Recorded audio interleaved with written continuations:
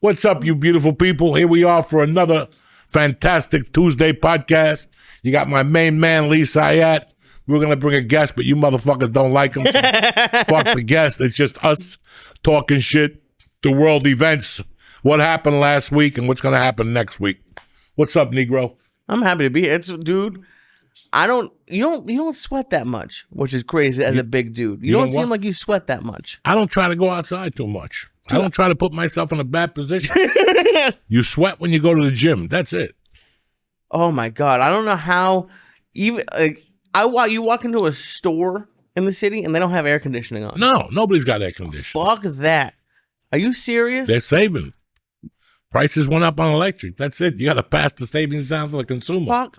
Nobody's got air conditioning now. I know for a fact you're gonna make fun of me, but I don't care. I bought this little fan that he put around your neck. I know you did. So I can walk around with it. You're gonna get mugged without a shadow of a doubt. If they mug me for the fan, I bought two fans so I can have one in the backup in case the other one dies.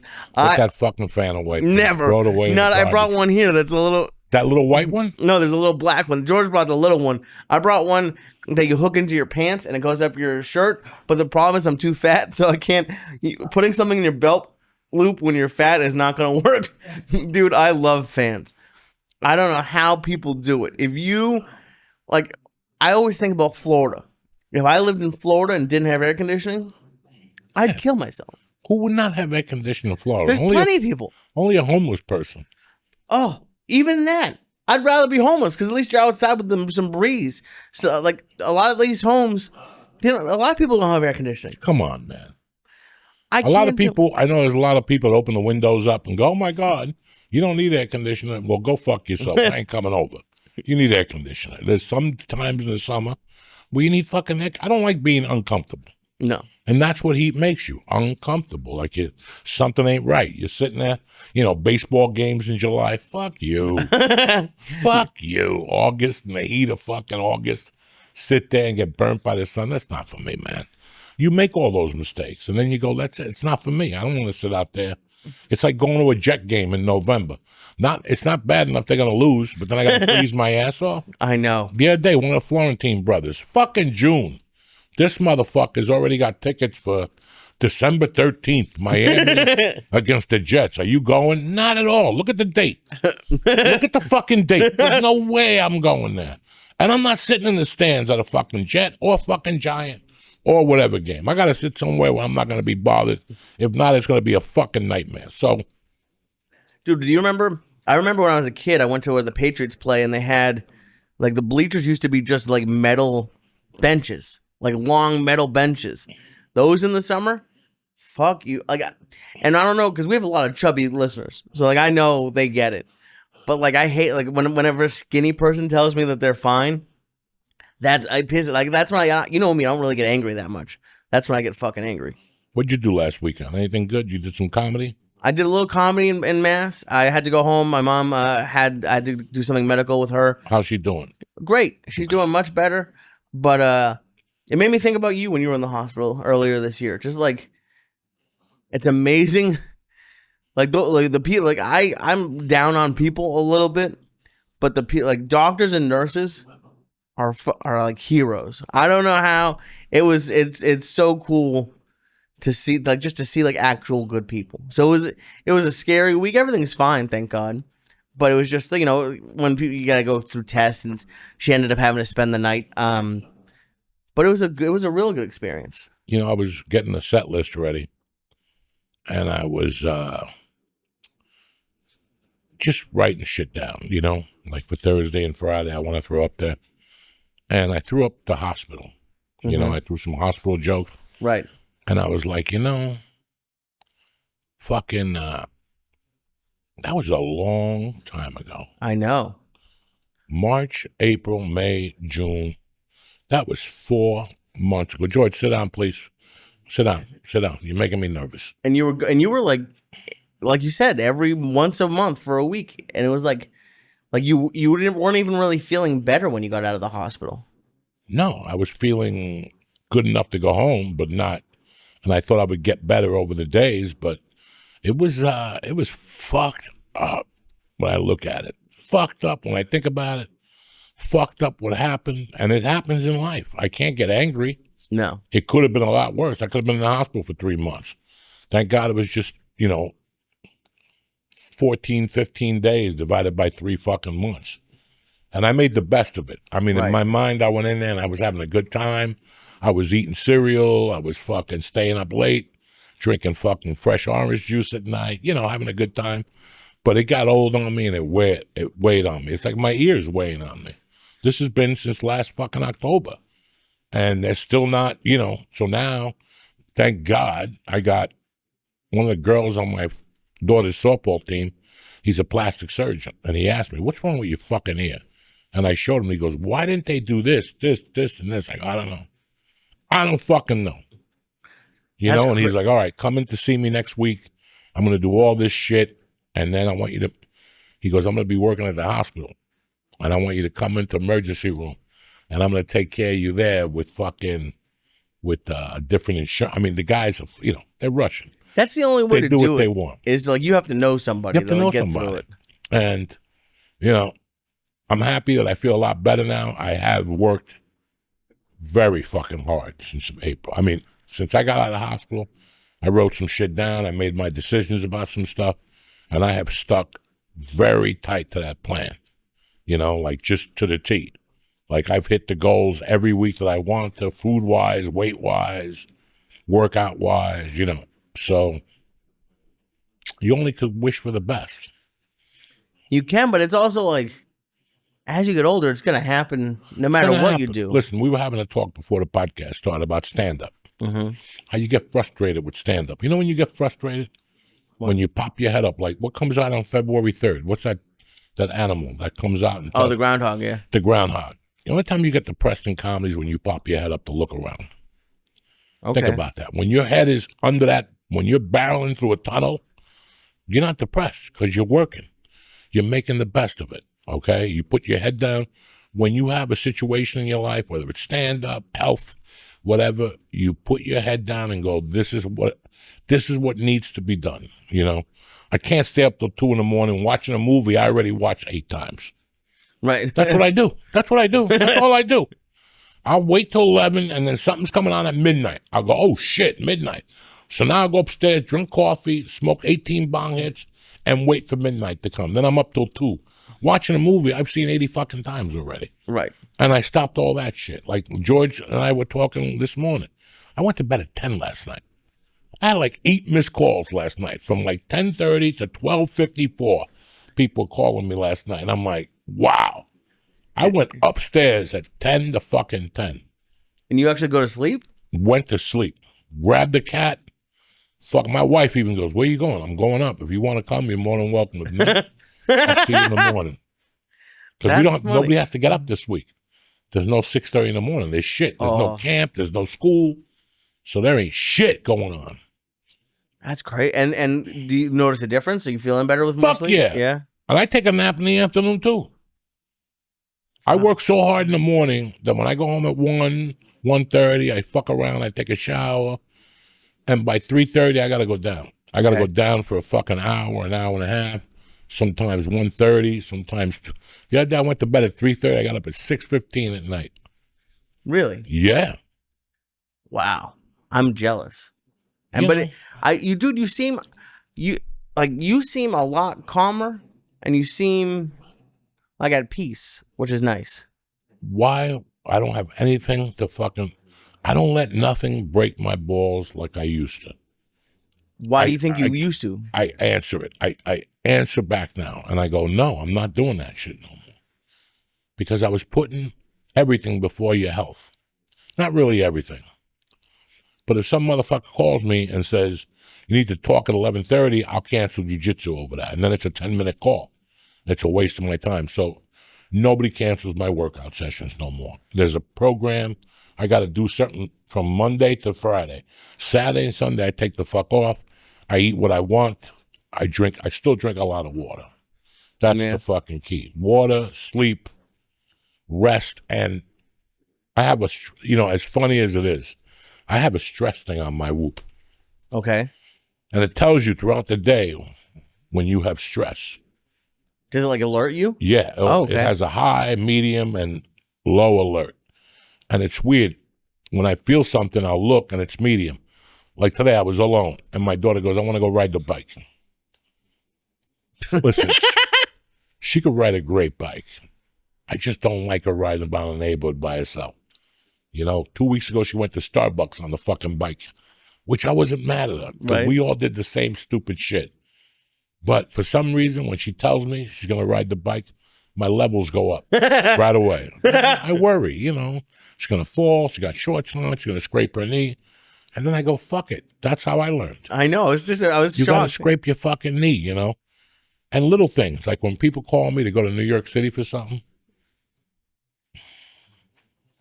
that puts my stress level high. Just the fact that they invite you? No, they'll just call and go, hey, you want to do a podcast? And I'm like, not really. But I tell them this will be like the 18th time. I go, no. But it's because why would I want to do a podcast right now? What is the sense of me doing a podcast? Right. I have no reason to do a fucking podcast. I come up, I'm happy that we get to do our podcast. We get to chit chat, eat some food, and we go home. That's it. I don't want to drive into the city and start doing 15 podcasts a week for no reason. For no reason. I'm not promoting anything. I got nothing new to say. Nothing has happened except I'm getting older. What the fuck is happening? So for me to go on a podcast, hey, so how long did you do in prison? I don't want to hear these questions no more. I don't want to hear these no more. Right. No, I get it. And it's interesting for me to watch you because I like something that I feel like I've been doing wrong. And I'm trying to avoid it, but I feel like I've been a little bit too desperate with some of the comedy stuff that I'm doing. And I know why I'm desperate. It's because like I just want to do spots. So I'm taking things because I just say yes to every spot. You have to. Okay. I've been trying to go over in my head like what am I doing wrong? Listen. Again. For years I did every fucking spot I could. From 91 to 2003, I did every spot I did until one day, my girlfriend at the time sat me down and she goes, what are we doing here? What are we doing here? Right. You're losing money on every venture you do. You're the only comedian that loses money on every venture. Right. You were laughing at me last week. I figured out in my head that if I took a bus to local gigs, I saved $300, $200, and that's more money for me to snort coke. Oh, yeah. And party and get fucked up. I figured all these things out. You have a budget. You have what they're paying you $600 for 6 shows. You got to get there. That's always, back in this shit started about 8 years ago. Before that, everything was $200, $240, $280. You know what I'm flights, saying? yeah. Everything was $280, $249. Every once in a while, you got a $311. Oh, I don't know. But, that, so right there, you're getting $400 and $250 is out the window. You're left with $350. Unless you fucking eat sardines out of a can with crackers and live in a corner, Right. with a heater or no heater or whatever the fuck you're going to do. Doing comedy is very fucking rough on the mind. You're not making any money. Your friends that are 30 have Lamborghinis or whatever the fuck they got, and you're still driving a little Toyota with a missing bumper. Huh. And you have a dream. You know, Yep. you have a dream and you believe in yourself. So that belief has to take you all the way to the top. Like, you got to believe that the reason you don't do... Listen, man, the biggest thing about stand-up or any other thing, when you become a doctor, you go to fucking 4 years of college, 3 years of medical school, a year residency, another 6 months here. You're doing all this shit, but when the smoke clears, you're making $400,000 a year. Right. When the smoke clears. When those kids go to become a doctor, they're fucking scared. That's hard. That's harder than what we do, studying and emergency room and taking a pencil out of the kid's eye. All this shit's scary, right? Right. But there's a payoff. So in your mind, there's so many things you could do. Like, I remember one time, towards the end, this was like one of the only arguments I ever gotten with Ralphie May. There was a couple of weeks there that he would tell you something, he'll see you in an hour, and it's 6 hours later. And one day I said something to him. I go, Ralphie, you got to knock it. And at that time, I had nothing going on compared to him. And I said, dog, when you tell me 1 o'clock, 1:30, that works. But this 5-hour late shit, that doesn't work. And I told him, I go, I got time. My time is valuable. And he goes, not as valuable as mine. I go, but if you're sitting on your fucking ass for 4 hours, then you got no time. Right. Your time is nothing. And, it was like a little argument. We made up, whatever. But he told me 2 weeks later, he goes, you were right.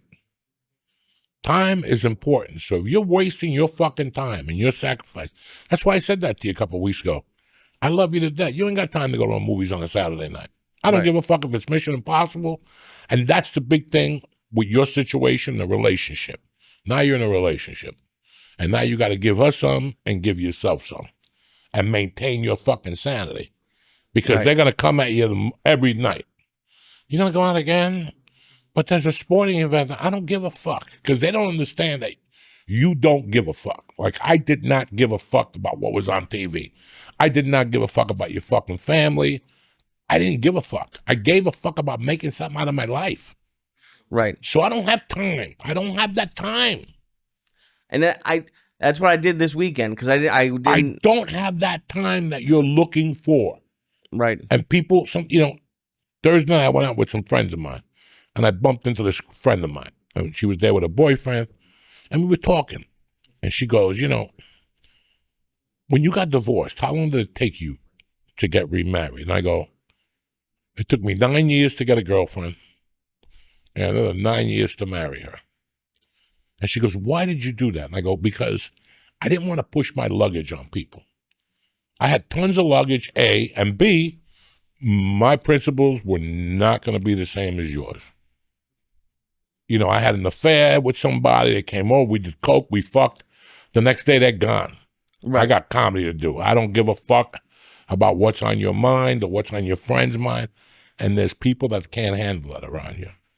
It's very rough on the people around you. Like one of the reasons I got into comedy was not to go to weddings. Straight up. I don't have 6 hours to waste at a fucking wedding. I don't. And I don't want to go to a fucking wedding. And if you call me with a wedding, I'm going to tell you it's not going to work. And now I live like trickle, because all these people are going to get married and they're like, well, are you going to come? Not really. And they think I'm goofing. Right. Like they think I'm joking around. Like, I'm not joking. I'll send you 500, 1,000, whatever number you tell me, I'll send you. So I don't have to sit there for 3 hours and bang on the glass or all that dumb shit. I just don't like it. Right. I sacrificed a lot. Now, in my heart, I like weddings, but I had to convince myself I didn't like weddings. I had to convince myself that I didn't like half the shit that people were doing, so I didn't involve myself in them. I only had one thing to do. 2 things. 3 things. Snort coke, do comedy, and get my dick sucked. That was on my list every morning.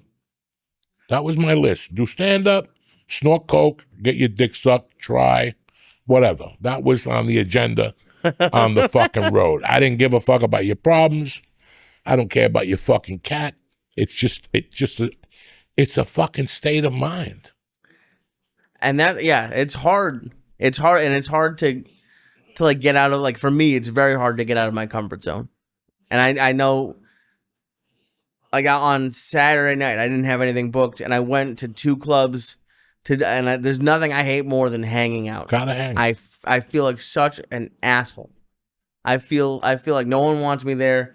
Not because I'm not funny, but like if I don't have I'm just gonna sit around like with just clap when people go on stage. Yeah, that's what I did. You sit there, you get a beer, and you watch, and you don't have to say a word as long as somebody sees you.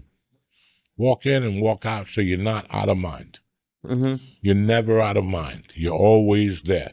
And on Monday, they all get a fucking text or whatever's in now with your avails. Monday at 9 o'clock. I don't wake up till 11. Well, it's Monday in my world. You're waking up when I send you that fucking text. Right. Or that email. That's how your mentality is, This is your life. This is your career.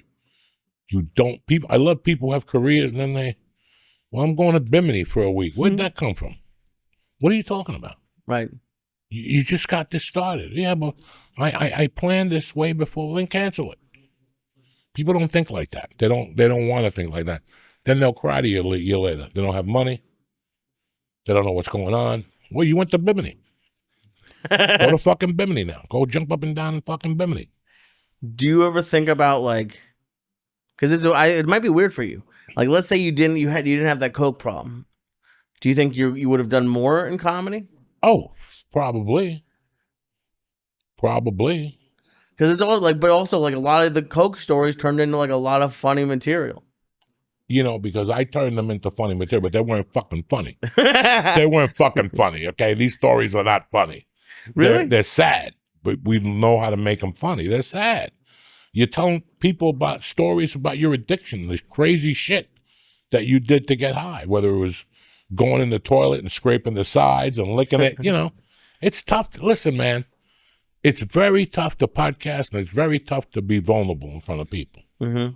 You know, like for years, I didn't talk about doing coke on stage. And then one day I said, fuck it, why not? Right. And I started pulling in a different audience. Now I knew, you know what I'm saying? When I did that thing with my mouth, nobody did that before. Oh, there. Yeah, nobody did that before. Nobody. I never seen anybody do that shit on stage. Not even Richard Pryor. So talk about jawing, you know, your jaw effect. It was just so many fucking things that I did not want to talk about. But to become a good comic, you needed to talk about those things. You need to let people know you're like them. Why didn't you want to talk about them? I was embarrassed. Why wouldn't I? Who would want to tell these stories? You fingered somebody and she had a yeast infection and your hands smelled like Newark for a month. You know, who wants to hear this shit? Nobody wants to hear this shit, but it's what made you. It's what made you who you are today. Right. I'm out of my tits. Everybody knows that. I'm fucking crazy. I'm fucking crazy. I control it, but I'm out of my fucking tits. You know what I'm saying? It's funny that you know that, like, at least. Listen, like, if you don't know you're crazy, you got mental problems. When you parade yourself and you're like, there's nothing wrong with me, what I do is absolutely normal. No, it's not. No, it's not. So we already know it. Like, no crazy person would have kidnapped somebody. No sane person would have got into comedy. Mm-hmm. What sane person gets into fucking comedy? We're all on the fucking mental edge struggle, like we're on a thin line. And after a while, when you don't become successful, that shit starts to come out, and you start to see the mental health issues. And sometimes when you become successful, the mental health issues come out right in front of you. Can't control them. That's how it comes out, like, late in life. I would think you'd be crazy for life, but no, like, you think it comes out like 40s or 50s? Some people just go nuts. Listen, you always have something in you. There's always something in you, and you have things that you know that you feel like this doesn't happen to anybody else, but it happens a lot more than what you think. You know, like, you ever come in a minute when you're on a date? Yeah. And you're like, nobody else does this. This chick's going to go home depressed. Every guy she's with comes in a minute. Maybe a minute and a half. She's got great pussy. She's got big titties. What do you think? They're like, you know, every once in a while she'll get lucky. She goes out with guys that are drunks. You know, they get dead dick when they drink. It's all. So you think that you're the only person this is happening to. Right. But it happens to other people. Until you bring it out, you're not going to know. Everything go, that happens to you? Holy shit, I do the same thing too. And you know what's weird? I'm not, like, one thing I love about podcasts, and I like about our relationship, is, like, there's a lot that I won't say in, like, normal life. But on a podcast or on stage, I'll say, like, or, like, even with you, like, I feel comfortable. I don't think people talk about the shit that they feel like no one else goes through. No, they're scared. And we're scared as comics. We're scared to unveil ourselves. It's not when you unveil yourself that shit starts to move. Shit starts to move. Okay, I can relate to that. This motherfucker does this. This motherfucker does that. I can relate to this. I understand what he's going through. That's because, right, honestly, like, up until now, I've just been trying to be funny. But that's kind of what my goal, like, what I've been working on the last year. Funny is funny. It is, but okay. Okay, always remember, funny is funny. If you could fucking a fart, if you could play a fart out of a harmonica, that's pretty great. People would laugh. Yeah. You know, club owners would go, that's not the comedy we want to hear. Blah, blah, blah, blah, blah. You're paying me a fee to go out there and make them laugh. Doesn't matter how I make them laugh. If I take my shoe off and light my fungus toe on fire and it keeps turning off, but people laugh, that's funny. Right. That's fucking funny. Yeah. And that's what we forget. Listen, there's some below the line shit you can't say that's kind of whatever, but funny is funny. And then once you get your mind there, like you and I have had discussions about comedy minds, Mm-hmm. and I've told you that I have a hard time writing because it's not something I do every night. When you get on stage every night for like 6 months, oh my God, your fucking engines are, you're burning through that fucking feather. You know what Right. I'm saying? You're burning through that feather. That chicken's out of blood because you're always cueing and turning and, you know. But when you're not, it's very rough. I figured out how to write at home. It's not funny, but it's just stories. Right. I mean, there's nothing funny about what's going on to translate it to the audience. There is. There's a lot of shit that's going on that's funny. But we live in such a pussy fucking society today I know. that you can't bend to any of them. I don't give a fuck. I'll go up there and talk about my views. I don't give a fuck. I love it. I'm not going to slip because the biggest way you could kill yourself right now is going politics on stage. Mm-hmm. That's the biggest way because it's 50-50 across the fucking room. And it gets worse, and every day it gets better or worse. They're either against them, they're with them, he did this, he did that, you know. Michael Corleone did this, Michael Corleone did that. But the fun thing with like the way you do like any sort of like political jokes, because I don't even know, but like I don't even know what you believe about what you're saying. A lot of the things that you like, I love when you call me about like something that went on in the news and you say some wild shit. Wild I'm just shit. dying. Wild And shit. I don't think like I never even really thought about it, but now that I'm thinking, I don't think like it's an actual like political belief that you have. You're just a comic. You're like, what's the funniest thing I could say here? You know, it's you just look at shit for what it is sometimes. Like I don't even look at it. I don't know. I don't want to even get into it right now. I don't it's blame you. hysterical. Where you get your comedy from, like, listen, comedy, a definition is my world against the regular world, all right? And that's comedy. And there's a lot of news, but there's shit that I see on the news that I just want to die of laughter. I think the news is one of the funniest programs on TV with hypocrisy and everything else. Like the other night I got home. Where was I? No, Saturday night I didn't go out. I went home and I went to CVS and I went home and I ate at home. And all night I talked to George and all night it was, you know, it was the bombing, you know. He had just bombed them. Right. And it was hysterical because I put CNN on and they were kind of weird. And then I put Fox on, 26, right? See, it's like 25 and 26 on my cable box. And they were just saying, Donald J. Trump. I hate when they call him Donald. It sounds like such a fucking faggy name. Just call him Trump. Just call him Trump. When they say Donald J. Trump did history tonight, I mean, they were all on there just sucking the Trump dick. And I was laughing my ass off because there's people that are burning right now. You know, like half the other side was furious that he dropped those bombs. And they didn't really comprehend. Like, it doesn't matter who you bomb anymore. Right. Doesn't fucking matter. Whether you bomb babies, whether you bomb fucking old ladies. He bombed the fucking nuclear facility plant, wherever they make nukes. Right. Okay? And people are still, like, he didn't have the right to do that. So you're living in a world that nobody's going to be happy with what you do. That, and I love on both sides. Like the people watching Fox, a lot of them were like saluting. They were pumped. Oh, you know. And then you got the people hating the Jews, you know. Oh, yeah. And it's so fucking crazy. You know, it's so funny that Jews are going to start I'm giving you some inside info here. Are you allowed to say this? Yeah. In a couple of weeks, maybe a couple of months after this dies down, a bunch of people are going to start getting sniped and killed. One by one. One of them is going to be Roger Waters from Pink Floyd. Israel's going to start taking people out individually, one at a shot. They're just going to start taking people out. They've had it. Netanyahu's had it. And, you know, I mean, the world, whatever. I don't want to talk about this because right away people say, oh, you're Jew lovers, you're Jew haters. I'm just telling you what I see. Right. Netanyahu's on a fucking roll now. So anybody who's talking shit is going to get fucking shot in the head. How do you think they're going to do it? After poison, blow darts. They just blew people up with pages. You never Right. fucking know. You never fucking know. The CIA is still trying to blow Fidel Castro with a cigar. With a fucking cigar. And the Jews figured out how to kill people with a fucking pager. So I don't know how they're going to do it. But you figure it's going to get a lot worse before it gets better. We were going to New York for the 4th of July. I don't think we're doing it now. No. Who knows what's going to happen? Who knows what idiot's going to be running out there, jumping up and down in New York?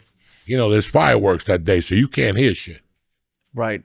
Oh, you can't hear shit. So there's a bombing. They might bomb Lincoln Tunnel. Who knows? Like you said, New York is a haven for fucking Jews. Oh, yeah. There's 1 million Jews in New York, and it's one-stop shopping. They already have, like, cells that are getting together. And what these people do, I watched it on 60 Minutes last night. What these people do is they just gather information about structure, buildings, places to hit, holidays. Jews are doing this, or people against Jews? People against Jews. Iran has... Probably. Like they have intel? all that Okay. shit. Yeah. So, like I said, I don't like talking politics. I just repeat what I hear because I'm a fucking idiot. But I know as of this afternoon, they bombed. They tried to bomb American Air Force bases. Qatar, whatever. In Qatar, yeah. He said, everybody said, if they retaliate, it's all over. They're going to become a parking lot.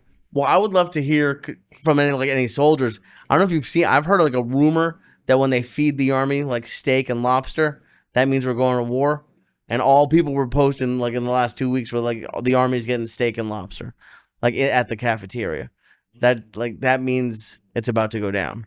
I don't know what's going down. I just know that you got to get your helmets ready, get that iodine ready. What's the iodine? To put in your ears like Russian people. They put iodine in their ears with cotton balls. Something when there's a nuclear, something bomb. Because one of the Russians told me. Would you really try to survive? What? Would you try to survive? I don't know if I would. I don't know. It's just zapped me. Did you see the pictures of Iran? I told you, it's just a turban with smoke coming out of it and a little cape on the bottom. They just zap people. People just disappeared. And every fucking little hood's got a little bit of smoke coming out of it. You see it? It's like when they when they do like a genie, like when the genie would blink. Right. And the clothes would just fall. That's what it is. They just zapped the body. They just impressive. Zapped it. They got 1,000 turbans and a little smoke coming out of it right now. And just zapped the body. There's maybe an eyeball on fire on the floor, or a fingernail, or a fungi toenail. That's what I'm looking for. I don't want to struggle. I don't want to survive an atomic bomb going off. Listen, who knows? Don't worry about it. I'm not worried about it. Just worry about doing They comedy, come right? off, I'll go right outside and wait for it. The what? I'd love to be one of the ones who are zapped. That's the best way to go. You're not scared. You're just zapped. Are you retarded? A little bit, but you don't think so? If you go, you can't do comedy. I don't want to get zapped. But you what might have kind a of little comedy's radiation. gonna happen after the atomic bomb Maybe you'll goes walk off? around Who's doing with one ear shows? or something like that. Who knows? Exactly. That's what zap me. It's going to be like the Road Warrior. You think I'm gonna do well in Road Warrior? Oh, you think I'm gonna do well in the Road Warrior? I'm gonna die or get like assaulted immediately. That's really when I get monkey. You keep putting that fucking air fan in your head, you're gonna get assaulted. I'm so excited. For they're both of them gonna to beat come you in. right on the spot. I can't wait. Oh, They're gonna actually beat you with that fucking fan. They're gonna take it off, beat you, take the wall off your pocket, kick you in the stomach, and take off. What should I get? One of like the Chinese fans, like you just and like go like that. Remember when Eric got us the gay ones in L.A.? It was like Pride Month. Fan. Yeah, that's the one I should get. Well, you should get a gay fan. That'll also help you. That would have been what? At least you'll get your dick sucked too. You get a little gay fan. Listen, we're going to be right back and talk about our 2 sponsors. Don't go nowhere. Lee, did you watch the fucking NBA Finals last night? I didn't watch it. I heard about it, but I didn't watch it, no. NBA was on fire last week. Indiana was a great team. I bet them to win the series. I lost. It was just $25 to win 100 and a quarter, 150. I really liked him, but the way that kid went down last night was fucking sad. I heard he blew his Achilles or something. Yeah, and I was just telling my wife, I didn't know it was his Achilles. But I sat there last night, I'm like, it's June fucking 22nd, and these motherfuckers are still playing basketball. That's absurd. When did it used to end? Huh? When did it used to end? Like June 7th, May 31st. Oh, wow. They're extending. And then today I saw a bunch of people going Two 20-year-olds ripped their fucking Achilles tendon. It's that the season is too long. And I believe that. Fucking October till June. All right, the other team stopped in fucking May. But 2 months of fucking playoffs, man, that's a lot. And then, it's just a long fucking season. I read a book once that George gave me, the one about The Punch by Rudy Tomjanovich when Kermit Washington punched him. And it was really weird. After that, after that punch, the NBA stopped doing certain things. Like there was no back-to-back road games. Like if you're on the road, you could only play one game a night, like every other night, because they felt that the players were getting burnt out. They did a lot of reform. But in this age of greed, that's all nothing. It is. And that's, I was talking to my wife last night, and I'm like, we were talking about, I was watching something. And I go, I'm 62. And one thing you never hear from people, like when you go to school, you read a history book, and it tells you about 1861, Kennedy, whatever, the Germany thing. It tells you about all this shit. The Germany thing? No, Auschwitz. And I know. I know what you're talking about. And it tells you all this shit. But you know what's really weird? And you won't get it yet, but George will, because he's my age. We've seen so much change. We've seen so much change that could have stayed the way it was, and it wouldn't have hurt nobody. But we always tried to improve, and in the meantime, you made it worse. Like automated phones at your doctor's office, automatic phones, and anything like that. We want to talk to the people. Right away, they send you on the computer. If you want to make an appointment, go on the fucking computer. Then you get there, and the appointment's wrong. It's just so many things. We were talking about the garden a few weeks ago. I went to do that show, and when I got there, there was nobody outside. Because somewhere in America, they decided no more scalping tickets. The scalpers were out there having a great time. You'd have a great time with scalpers, busting their balls, trying to beat them, trading tickets. No. So they took away the scalper, and now we get double charged on fucking the computer. Right. We can't even negotiate. We don't even know who we're negotiating with. Right. So many things got so, I saw things change that, why'd they change? They were great the way they were. Is there a time period that if the world could just stop right there, you'd be happy? Like the 80s, 70s, 90s? I think the 90s were great. I think I would have stopped in 1990. Yep. With grunge and everything. Look what music is. Now, the other day I went to my daughter's softball game. They were playing a team from Virginia. I never heard more redneck music in all my life. But it's not rednecks. It's people faking an accent. It's like they really fake the accent for country. Yeah, we got a guitar. And knock it the fuck off. This ain't even country no more. It's just, listen to rap music. It's god-awful. It's a guy with a fucking thing.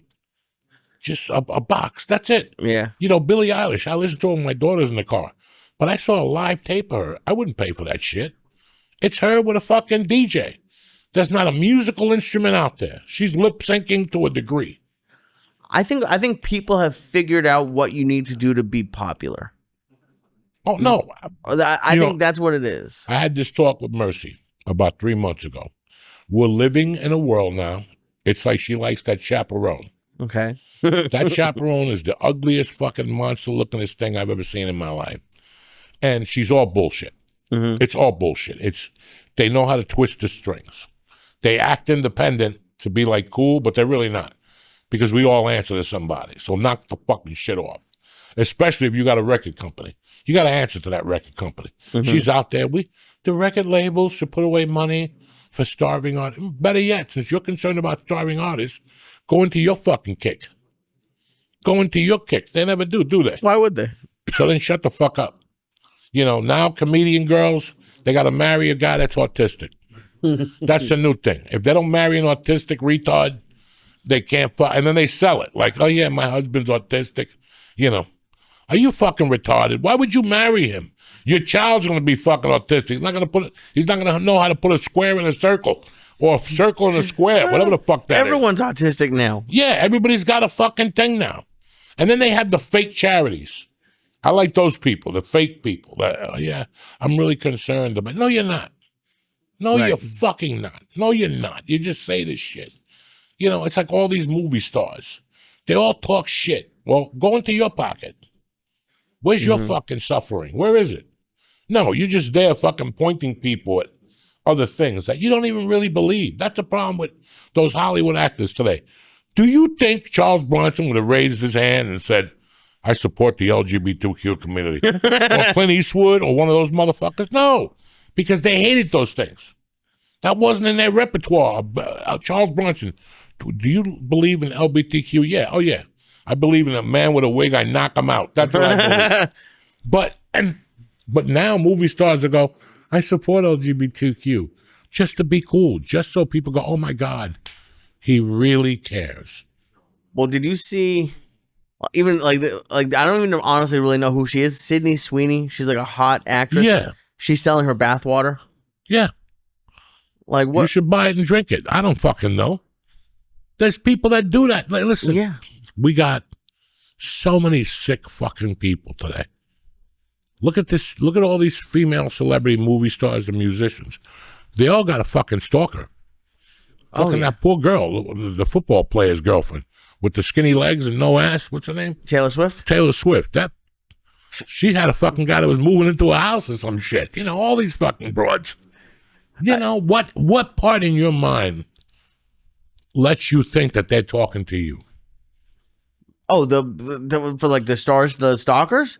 They're just insane. They're insane. How many? There was a comedian at the store that had a stalker. She couldn't put on the lineup that she was going to the store. They had to put a name. I would go to the store and I go, who the fuck is this broad? And then it was somebody else. And I go, oh, okay. Yeah. They got stalkers. What part in your mind do you think that person's going to fall in love with you by you showing up at their house with fucking chocolates or candy? They're rich. If they want chocolate, they'll go buy it themselves. They don't need you to buy fucking chocolate. And then there's people now like scamming you. Like there's this one I keep seeing stories of, like this older lady. Someone took Matt Rife's picture and has been like texting her, being like, hey, I'm Matt Rife. I need some money. We'll get married. Come to my show. And this like 60-something-year-old lady believed it and like gave him money. Well, some lady just gave somebody Brad Pitt. Remember Brad Pitt called her up and borrowed money from her? She gave $800,000 and got divorced. Her husband fucking dumped her. Yeah. What makes you fucking think Brad Pitt is going to call you for a fucking envelope? Listen, there's some scams out there now that if you get caught, you should just get put in jail. You should just get caught. So if you get scammed? Yeah, you got to go to jail. You cannot be this stupid. I don't want you in society. You're going to spread your stupidity to people by fucking, guys, the biggest thing I want for my daughter is not to be a sucker. Yeah. And that's why I talk to her about chaperone, and whenever fake people come on TV, I'll show her. I'll point them and go, look at this guy. This Pablo fucking dude. This dude from Last of Us. Oh, yeah? That was great he was great on Narcos. Then he became a half a fag. He put glasses on. Once they put the glasses on, you lost him. Once they put the intelligent glasses, like I read a book at night, you lost him. You hate glasses. I don't hate glasses for people who need glasses. I need glasses at night. I can't see the fucking TV guide on my fucking TV no more. I need glasses, and I won't fucking put them on because it's such a stigma in my fucking, I started putting on sunglasses. Okay. Again, they're $2 sunglasses. Got them from the weed store. I'm not going to pay $800 for a Ray-Ban. Look at me with a Ray-Ban. Then you lose those fucking things. Like I know. Idiot. So you buy $2 glasses and you put them on. But I'm not going to go to the store and buy, look at me, intelligent glasses to put them on at night to look like fucking Dr. Doolittle. That's never going to fucking happen in my world. I'd love to hear. Tom Segura, all those motherfuckers with their glasses. Once you put glasses on, you lose yourself. You lost who you were. You just wanted to go for the intelligent look, like I need them. No, you don't need them. There's 1,000 pair of glasses you could get. You ever see a Japanese guy with stupid fucking glasses on? No, they wear the coolest motherfucking Yakuza, thin shades and shit. But you got to be fucking Johnny. What they do is they get the weirdest looking glasses to put it on so they stand out. Right. Like, God forbid, there's the one guy that's got like the colored ones, the big frames, like the fag that he is. That's just. So how, like, what would your sentence be? Like, if you saw someone wearing those glasses, how long do they have to go to the stupid jail for? Depends what they wear them for.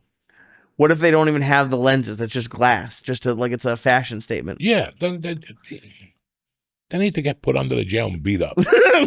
That's what half these people need. They need to go to prison or county jail, and for some guy to walk up to them and go, "What's up with those glasses?"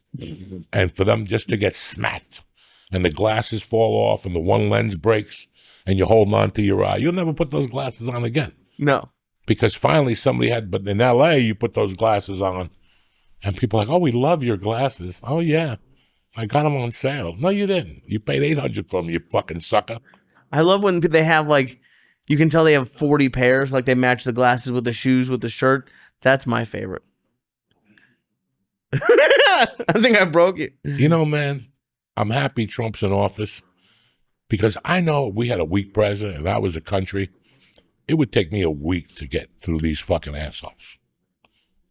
It would take me a week to get through all these assholes we got walking around.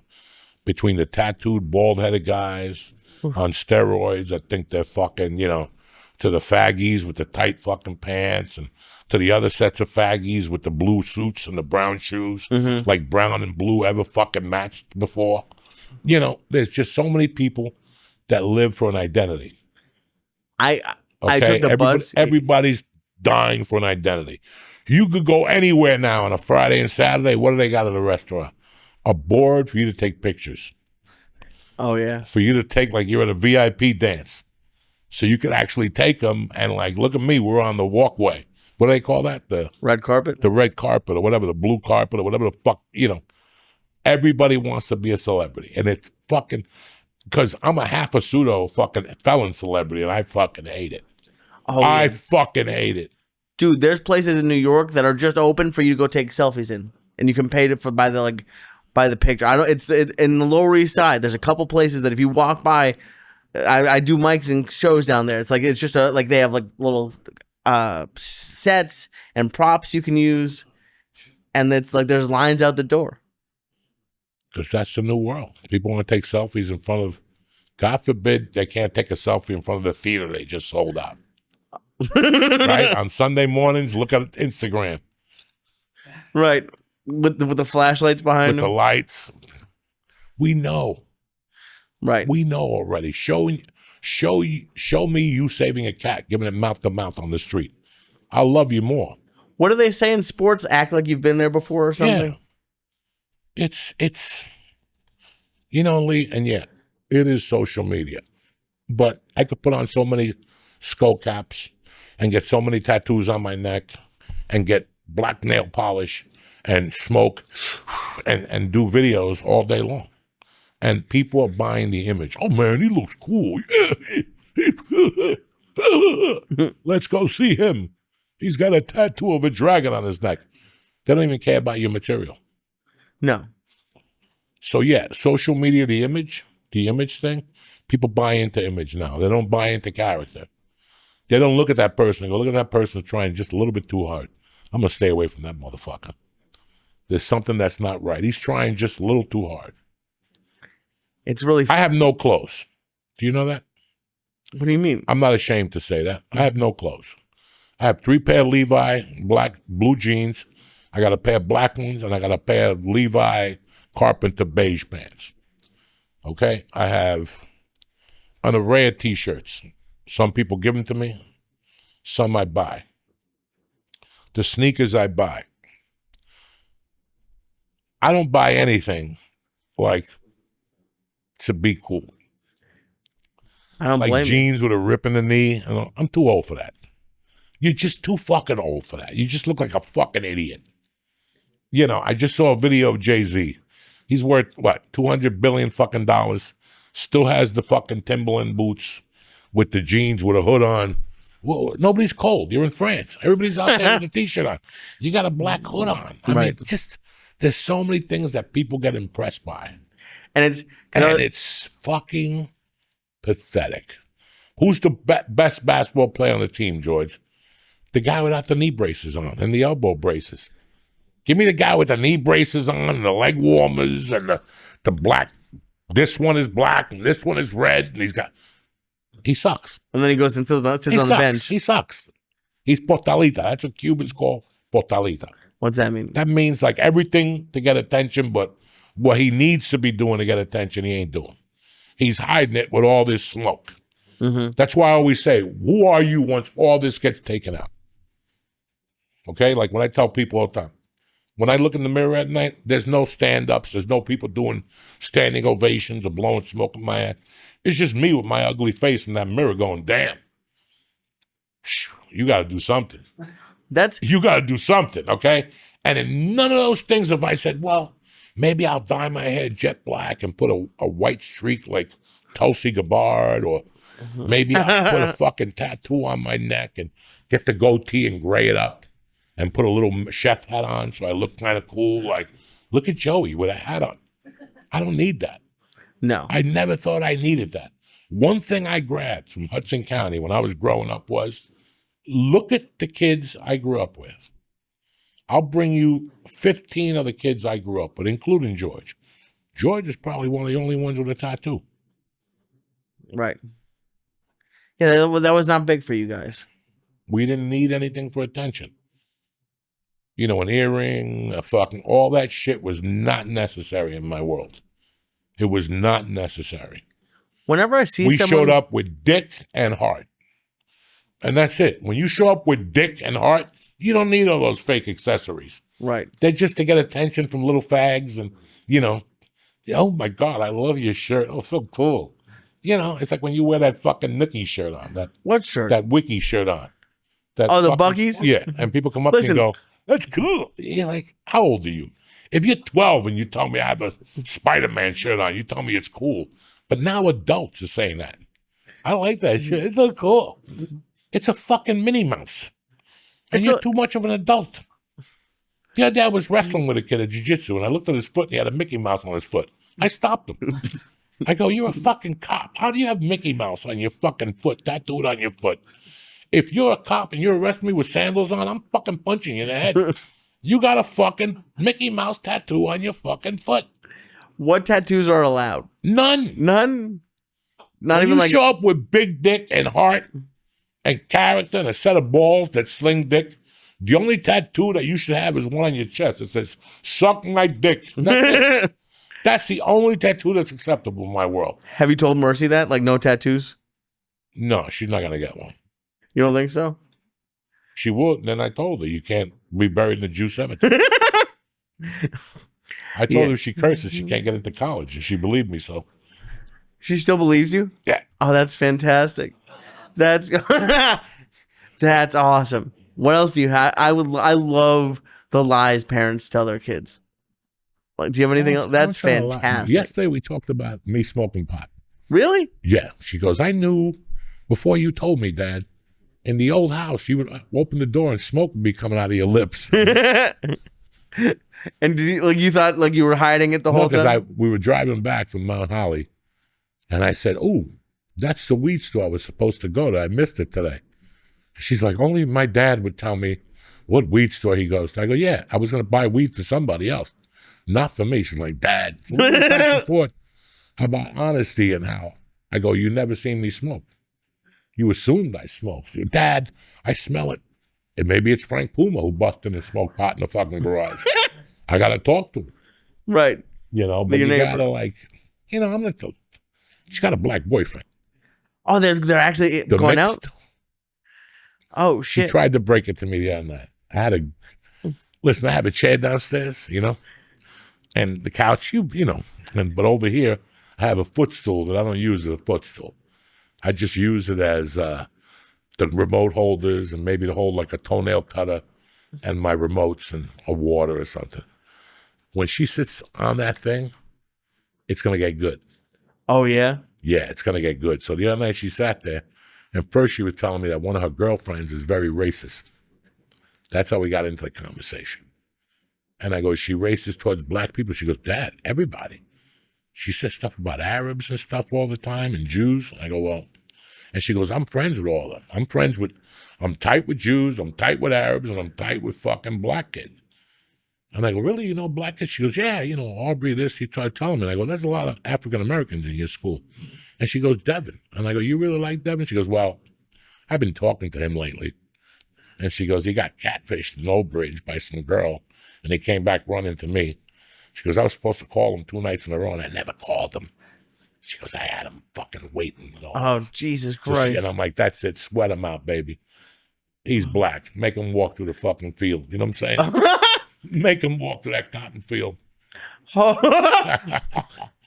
Oh, my And God. today, when I was leaving, she came down to give me a kiss.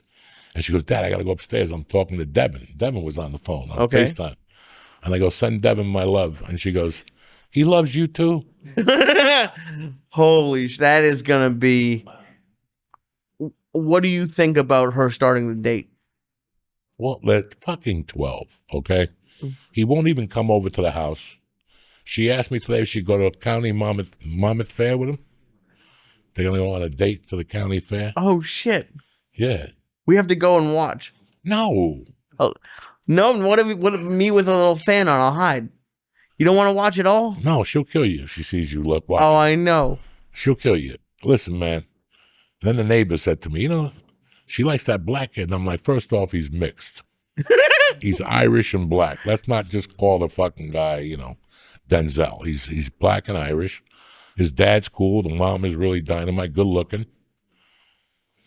They're kids. And what do you want me to tell them? You can't date a black guy? What do you want me to tell her? She's 12. So you want me to let my asshole beliefs interfere with her beliefs? I can't do that either. And I didn't think you had anything issue with him being black, but just a dude dating your daughter. I know they're 12. They're not dating. They're talking on the phone. If they meet at the mall, my wife goes. Okay. Like last week, a bunch of little boys and little girls went. Friday, they went to Point Pleasant, to Jenkinson's. My wife went, and a bunch of moms. And his mom was there.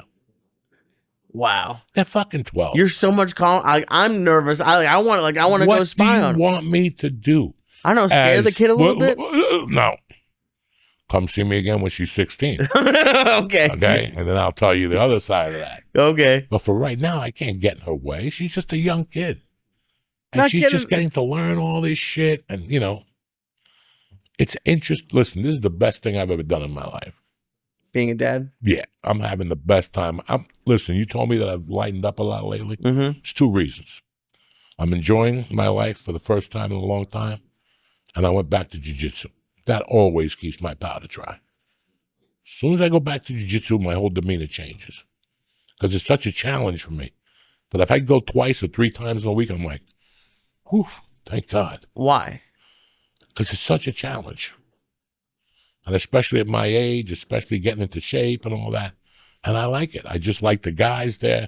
I like talking to the people there. You know, I talked to a lot of people from there. In fact, I went out to dinner with 2 guys from there last week, and I had a fucking great time. They've been inviting me to dinner for 2 fucking years. And I'm always like, nah. And that night I went out to see Mercy's school. You know, like they had like an end of the year little party for the parents. Fucking lemonade with no sugar in it and all that shit. We got out there about 8:30, and they kept calling me, and I said, I'm over here, but if I get a minute. And then when I left, it was Thursday night, it was raining. I was going to come up to North Bergen and do Pedro's show, but it was just coming down. I had to do that school thing, and then I went over to this restaurant, Mescal, in Old Bridge. Nice. It was fucking great to drink. I didn't drink alcohol. I just ate the shrimp cocktail and the Angry Lobster, like an appetizer. It wasn't. But like how is that different than like other nights that you've gone out? Like what was it about it that like you liked so much? Was it just the people? I just got out. Sometimes it's great. Listen, man, let's get something straight. I was involved with comedy for 29 fucking years. I don't have to tell you that comedy dominates 80% of my conversation. Right. When I was doing coke, it was 70%. Once I stopped doing coke, it was 80% of the conversation. Now it's like 40%. Wow. And I have things that I have needs now that regular people have. That now I'm not doing comedy. I have regular needs now.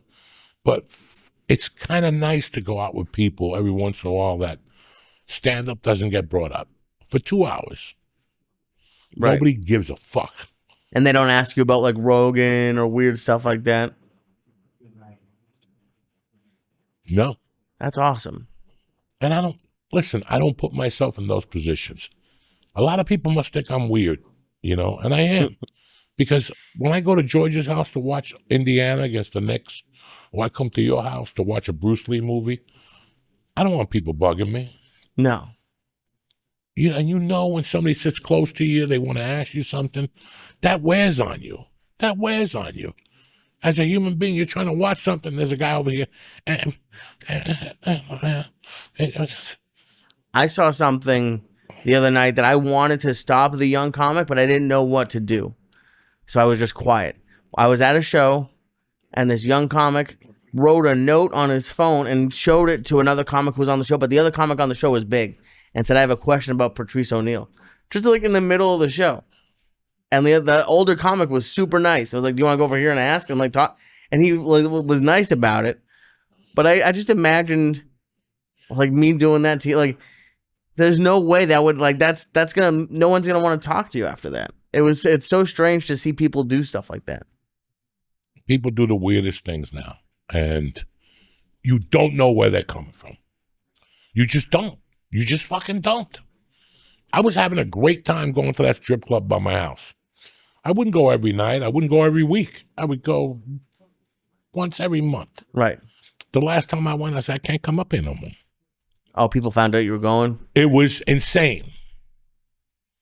And I'm looking at these guys going, guys, there's pussy right there. They would come up to me like, so do you go to Texas a lot to see Joe? And I'm like, guys, not tonight. Another guy came up to me, hey man, I met you last 420. Okay. So now what do you want me to fucking do? Right. Just the fact that he said 420, that means I already know you don't like him. It wasn't this year, so it had to be last year or the year before. So what do you want me to do at 10:30 at night at a strip club? I'm watching this girl dance. They're not even nude. They got their tits out. The reason I go to this strip club is the bartender. That's the only reason why. I love her to death. I know her boyfriend. I love her to death. So when I go there, since I know her boyfriend, she talks to me. Right. Because she knows that. So I have a great time with her. Once it starts getting, I just leave. Sometimes I got a lap dance. Most of the times I don't. You're just there to have I'm just fun. there to get the fuck out of the house and to kill some fucking time. But I went there the first 2 times and nobody said nothing to you. Even the black guy next to me, we were talking at the end of the night. He goes, I know who you are. Okay. And that was great because he didn't bring it up the whole night. But when you're in one of those places, guys, say hello from a distance. Don't even come over. I'm looking at pussy. I'm talking to this fucking girl. And nothing burns me up more than rule number 1. What's that? If you see a man talking to a woman, I don't know what's going on. So I'm not going to go over there and say shit. That's an important rule. I don't say shit. I don't care if I grew up with you. If I don't know who you're with, I'm not going to go up to you and say nothing. Nothing, because anything I say is going to be wrong. That's common fucking sense. You're with a woman. You're talking to a woman. Nothing I say could be more important to George.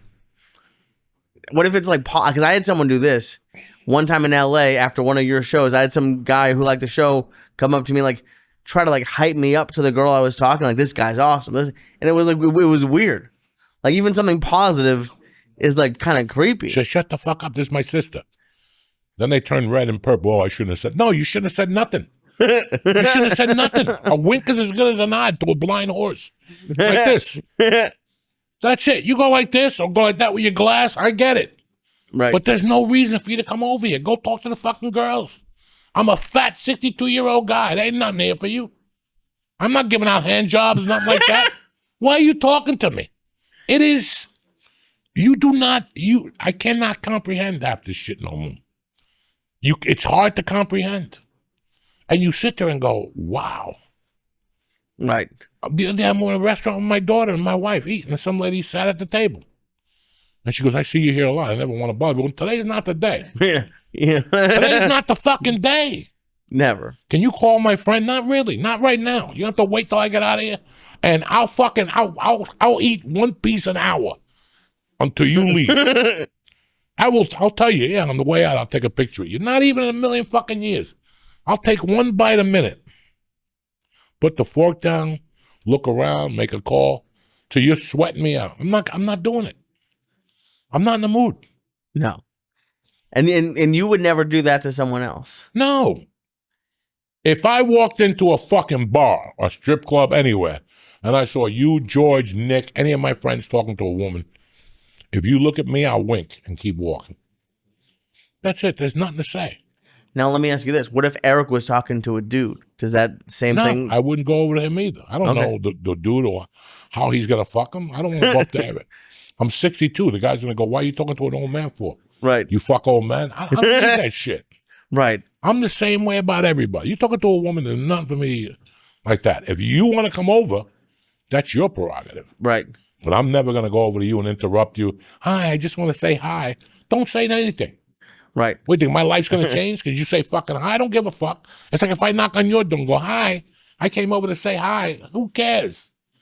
So go fucking milk a cow somewhere, you fuck. Are there any exceptions? Like what if you walked in and you saw me? Like even if it was me, or like if I saw you? If I saw you talking to your girlfriend, right, absolutely I'd come over and give you a kiss. Got it, okay. But a foreign woman that you're talking to at a bar, I'm assuming you're telling her your life story. Right. If not, I'm wrong. If you come over later and go, why didn't you come over? Because you were talking to a woman. She's my attorney. Okay, my bad. Right.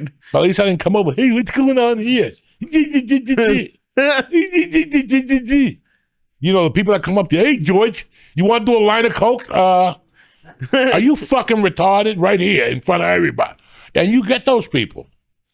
You're going to get those that had no couth, that nobody raised them, their mother didn't talk to them. It's like they lived down the barn and they came in for breakfast and showers or something like that. And it's not your fault to fucking, I'm not doing it.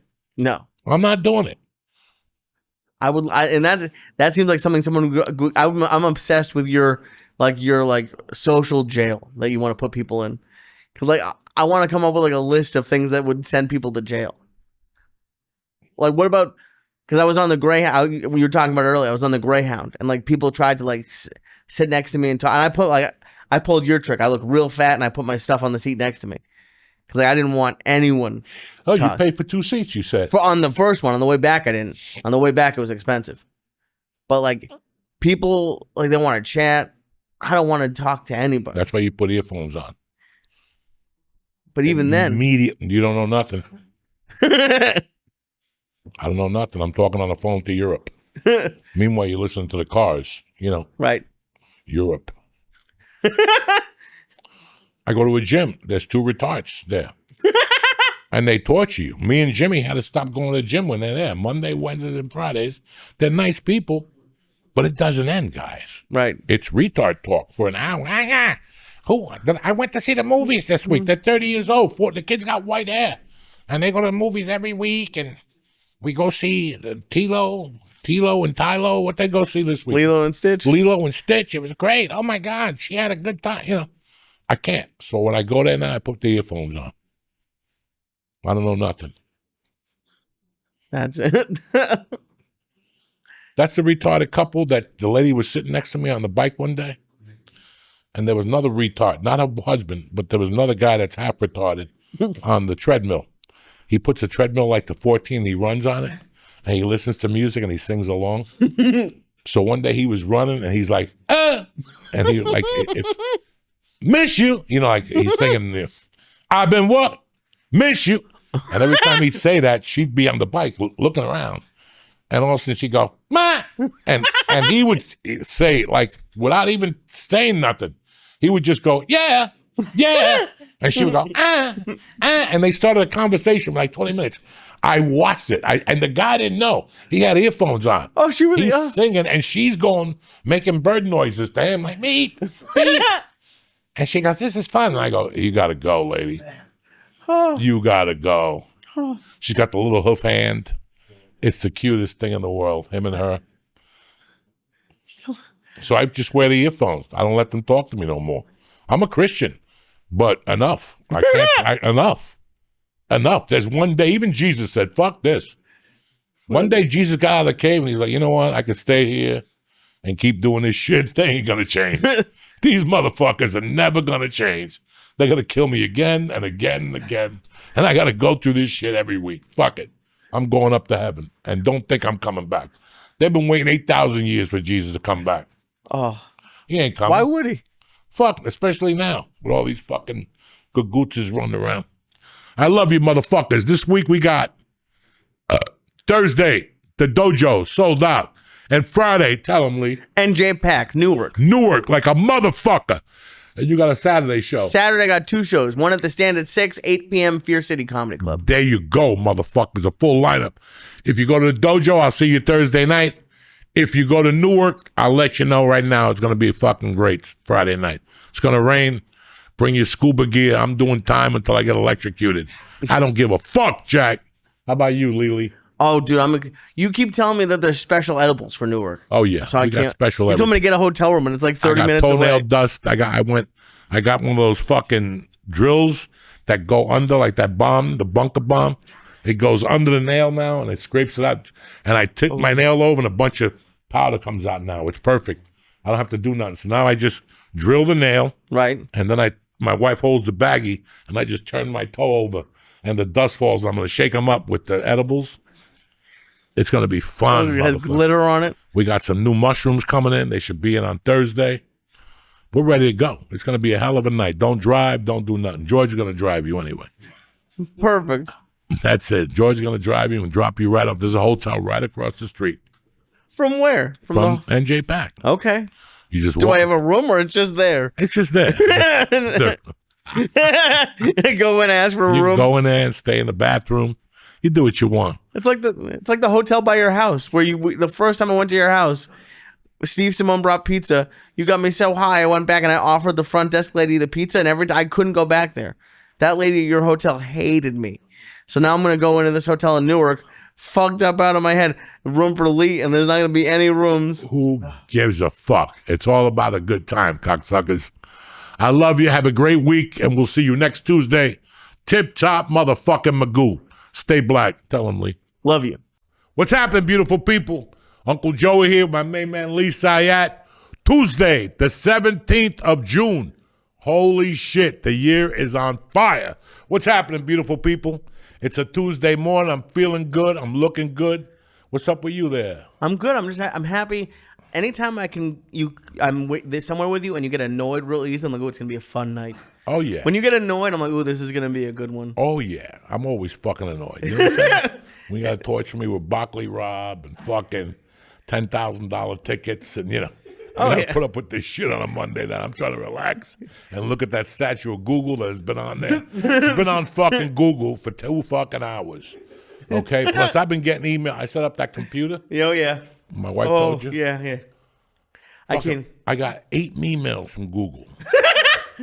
Like, we got your email, we discovered. You know what? I wasn't even looking for that fucking email. I didn't give a Beauty and the Beast. I give a fuck if it disappears. Oh, yeah. And the old church one on Google, that could disappear too at this point. Well, that disappeared. They all disappeared on me. They don't disappear. They just get logged out, and then you have to log back in. You say and then things I forget like to log in, so fuck it. I'm done. you just create a new email Once address. I forget to log in, dog, you're done. I don't even know how to put my Twitter and my Facebook on the big computer because I don't have a login information. What do you mean? Like, it's not.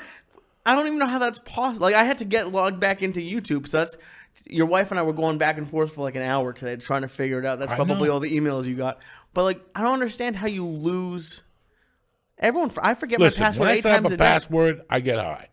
Yeah. Okay? When I'm setting up all that shit, I'm high. So just hit and forgot I get password. And I get what? So just hit forgot password. And then it starts a whole new thing. And then you got to send your email, and they send it back and click the button. And I got to click it back now. I'm not. It's just, I can't. You just start a new email address every time? What's that? You just start like a new email address every time? I just start everything new. I don't touch it. Once it disappears, I start a new one. Then I go back, and they're like, you already have like 9 accounts. It's fucking hilarious. I got like 3 IMDb accounts. Are you paying for all of them? I don't know.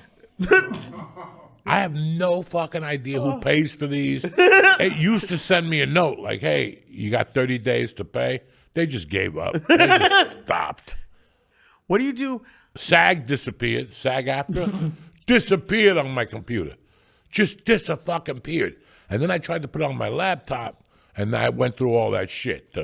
Send us this. What's your firstborn? What's your favorite ice cream? They must have asked me 10 of my fucking secret codes. You know? Yeah. They ask you, like, your favorite ice cream. What was your first dog's name?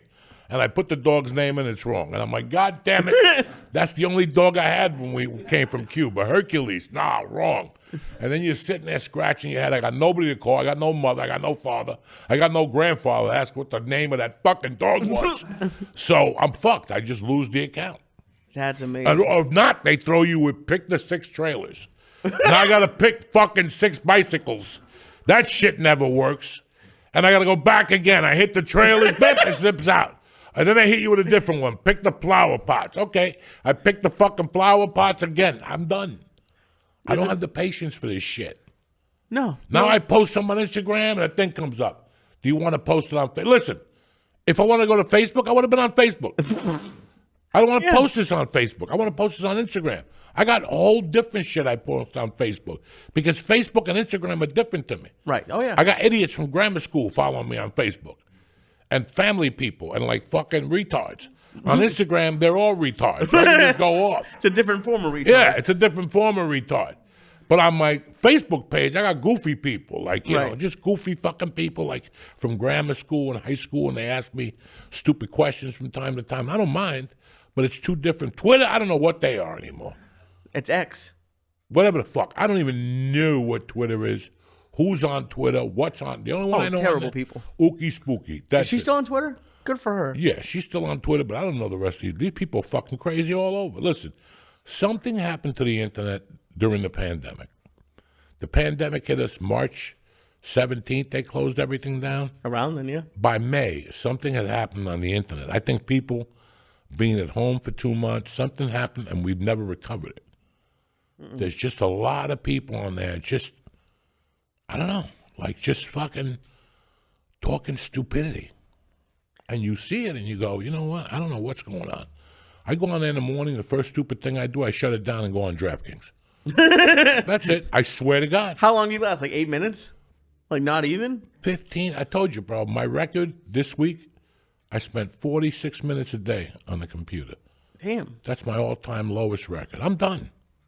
That's crazy. I got no pages to look at. That's why. I got nothing to look at. You can look at Google. That's Yeah, about I it. go to YouTube. I look at what happened with the Gambinos, the club. Joe Rogan is hiding fucking this. It's you know, it's just YouTube is garbage. The front page of YouTube, it's I don't even know. And you click on the podcast and it's a guy in his basement, and you're like, what the fuck, guy? The picture looked good. Mm-hmm. But I click on it, it's like, hi, we're coming to you with a fucking bowl haircut. The mob guy with a bowl haircut. Hi, I'm in my living room. No shit. I could tell you on the Empire State Building. Oh my God. You know, it's fucking insane. And every day there's on the front page of YouTube, they're either torturing Bert, they just hate Bert, and Bert should just go away at this point. When they start making videos about you daily, that's a problem. Yeah, for both of them. Because like it must be because you're clicking on them and thinks you want to see like comedy TMZ stuff. No, I don't want to see anything. I know you click I click onto music. So I go on that front page because maybe there's something that I haven't listened to. Maybe there's just a couple days ago I fucking put on Santana. Oh yeah. I saw Santana, Braxis was on it. Because I have a playlist. It just develops a playlist on YouTube of all the shit you listen to over the years. Mm-hmm. So every once in a while, I'm like, I got to listen to something else. So I go to the front, and I'll find like a live concert or something. I'll go on that, and that'll break up the monotony. But I don't read nothing. Right. I don't read anything. Okay? There's no reason to read shit. I read messages. If you send me a message and it's halfway decent, I'll read it. If it's, I was getting these messages of these people that they have proof that what's his name got killed. And I'm sitting there every morning like, who cares? What can I do? The guy from Nirvana. He got killed. They have Kurt Cobain, proof. It's about to bust. The truth is going to come out. We want you to be a part of it. Listen, why? What am I, a historian? I don't need to be a part of this shit. Joe Diaz broke the news. I'm Kurt Cobain. I don't need that. I don't need that in my life. I really don't want it. I don't need it. No, I don't. I get shit, guys, that would. There's days my wife comes down and she knows. She's like, what's going on? I go, you have no idea.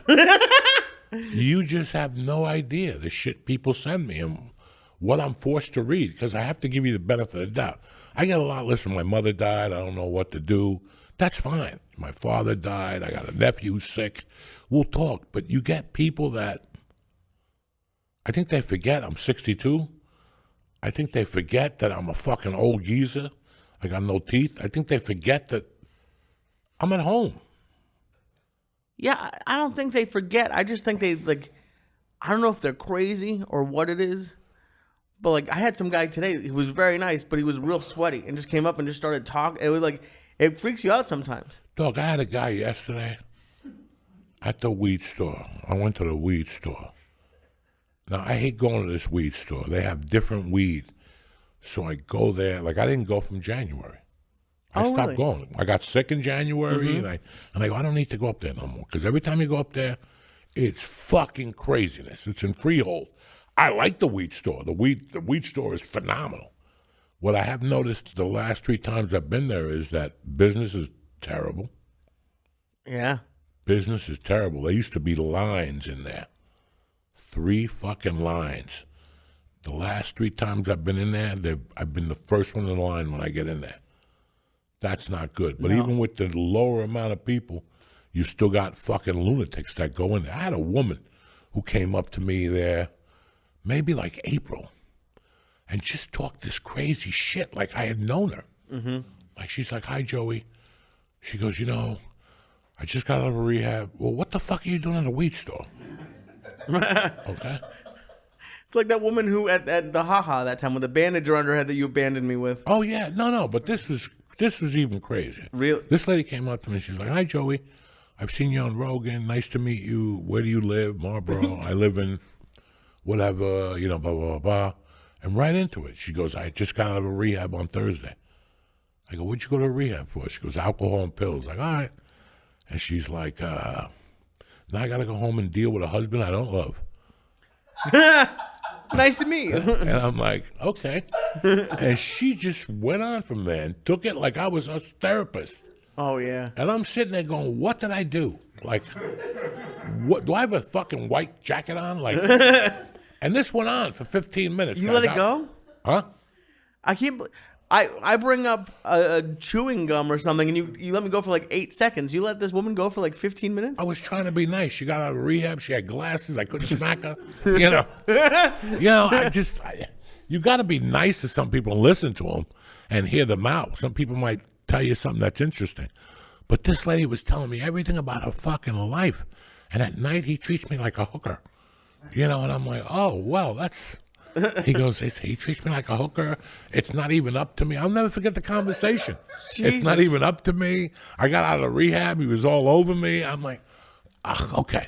Can I take your number so I can call you from time to time? I go, listen, I'm married. My wife, she's a fucking animal. Okay. She'll fucking kill you. I'll see you again. And okay, that was it. Jesus. But Sunday was brutal because it was raining. And this motherfucker pulled up with like a wife beater and like a shirt unbuttoned. Okay. And he's like, Joey Diaz, how you doing? And he's just, listen, man, what you talk about is deep, and I can relate to you. You know the Jersey Strong? I'm like, what? And he's like, Jersey Strong and the 79 and the 18. I'm like, I don't know. And he goes, come in there. I'm the mayor of that place. I'll introduce you to anybody you need to know, man. He goes, I know everybody. The Bon Jovi, everybody. You come in there and I'll introduce you. And also I'm looking at him and he went into something else. He said, my father was into psychedelics and he went into that shit and the fucking phone rang. Thank God. And there was Nicky Pork Chops. And I'm like, I'm going to give this motherfucker a bonus. This guy just saved my life. And he's like, oh, you could take that. No shit. I just zipped the window in his face. My whole arm was drenched. From the fucking car was drenched because he wanted to talk. Oh, it's no. fucking raining out. He's out there with drops on his head. Wiping it. It's. And then my neighbor called me the other day. He's like, hey, can I talk to you for a second? He goes, I didn't know you were political. And I go, I'm not. He goes, then what's that picture I saw on there? I go, my nephew's helping the guy with the campaign. I took a picture with him. He goes, have you read the comments? They hate you for it. I go, I don't give a fuck. I go, first of all, what we were talking about before, you could sit here every night. You could tell I'm not political. I don't have Trump on here. I don't even know what the vice president's name is. I don't know anything. Neither does Trump. And these guys were like, he goes, oh, they were going off Democrat. I go, because they're idiots. Yeah. Because they're idiots. Because they, and I'll do this to them once a year. Last year I came up and went to the projects and took a picture. They went nuts. Oh. They went nuts.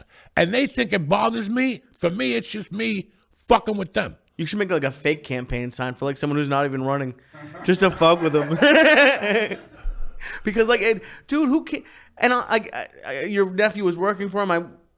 I'm sure he's a great guy, but like, who? Like you say, who cares who the president wins? Who cares who the sheriff is? You know, how is that going to change your life at all? You're going to hit with a different Billy time? You know what I'm saying? He's going to hit you with a rubber one and a wooden one. Listen, it's just people have nothing in their lives no more. You have to turn into a troll. You have to start trolling people online. That would be so great. For what? Just putting up pictures that you know are going to piss people off. I could do that every day. I know. I could do that till the cows come home because I know what gets them. I know what music gets them riled up. Oh, yeah? When I play Bush, they lose their mind. I play Bush, they lose their mind. You know, Bush, there's a couple bands that they just fucking hate. And I'll do it because I don't give a fuck. Yeah. It's what I'm listening to that morning. It's not what they're listening to. It's what I'm listening to. Oh, my God. Have you ever yelled at someone? Because you know me, I don't say anything to anybody. But like a year or so ago, I was in line at like a CVS at Friday at like 8 p.m. And this woman was yelling at the cashier about the COVID vaccine, that they were testing it on kids and doing things. And there was a line, and I was like, miss, it's 7 o'clock on a Friday. Give this guy a break. 7 o'clock. And she was like, they're doing it, and they're making. She's been home all day. Then she watched World News Tonight, and that took her to CNN, and that took her to a different dilemma. You know, it's between the TV. Think about it. You go from one extreme to the other. And if you're not reading a book, you're just reading shit that's manufactured. Mm-hmm. If you're not reading a book at this point, if you go online, you got to assume it's 50% real. But you got to go in there like that.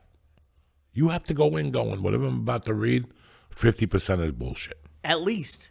Okay? And then if you watch TV, if you put on, like I know that, I don't know what network it is. I laugh every night. I laugh because my wife tells me this stupid shit. Like, I'm 62 years old. I don't know what the far right is or the far left. And you know what? I don't want to know. Yeah, it's even better. I don't need to know. And then I know there's one, CNN is anti-Trump. Yeah. And Fox is Trumpy. Yeah. Like, really? CNN and so the news is going to be right there. Oh, it's a right there. Just those two channels. Shit. The news is going to come out a little differently. So again, when you watch those two channels, you're in for 50%. Yeah. 50%, maybe even 40. At best. Because they're doing it from a different perspective. It's like when I went on Rogan, I was talking about why I like the singer of Judas Priest. Okay. As much as I did, always, because he wrote all those lyrics about fucking and sucking. But while you're thinking about women, he was writing those lyrics thinking about a man. Oh, yeah. That's brilliant. That's brilliant. Right. And that's what you're getting now. But he was doing it because, you know, he was slinging dick, I mean. Right. Bro, you got to read his book. His book is fucking brutal. Brutal. What would he do? Just fuck everybody? Oh, and when he would take you to the cleaners, he busted a guy's O-ring. What? He busted a guy's O-ring in Chicago, a designer. Oh, wow. Guy had to go to the hospital with a busted fucking O-ring. His asshole looked like fucking the Tel singer Aviv. must have been pretty proud of it. Oh, my God. I was going to say, that's my favorite. My favorite news is what's happening in Israel today with Joey Diaz. And you just call me like, Yusha, have you seen what Israel's been doing? I'm like, no. And they're ready to fuck people up. You know, it's like you look at, even the other day, they have, I call this blind. Nikki told me that 9 people escaped from the ICE thing, right? And I'm sitting there going, 9 people escaped from Newark at the ICE thing. 2-3 hours later, you know, I smoke my numbers, I eat my little Eddies, I go for my 7 o'clock ride, and I come back home and my wife has 12, New Jersey 12? She was waiting for the weather, and all of a sudden, they're like, breaking news, you know, 4 people escaped, and there's a protest going on right now. And without even looking at it, I go, let's see where the chubby chick is. Dog. First one. The first one, a fat, bald one with a lesbian Nazi thing on her arm, pushing the truck like she was going to push it. Dog, she caught a beating that was so ferocious. Was it the red truck? I think I saw that. Ran Did her you see over. that? Yeah. They ran her over. They picked her back up, punched her in the head. She came running back. Julio. Oh, my God. They're punching her. She's like, Julio.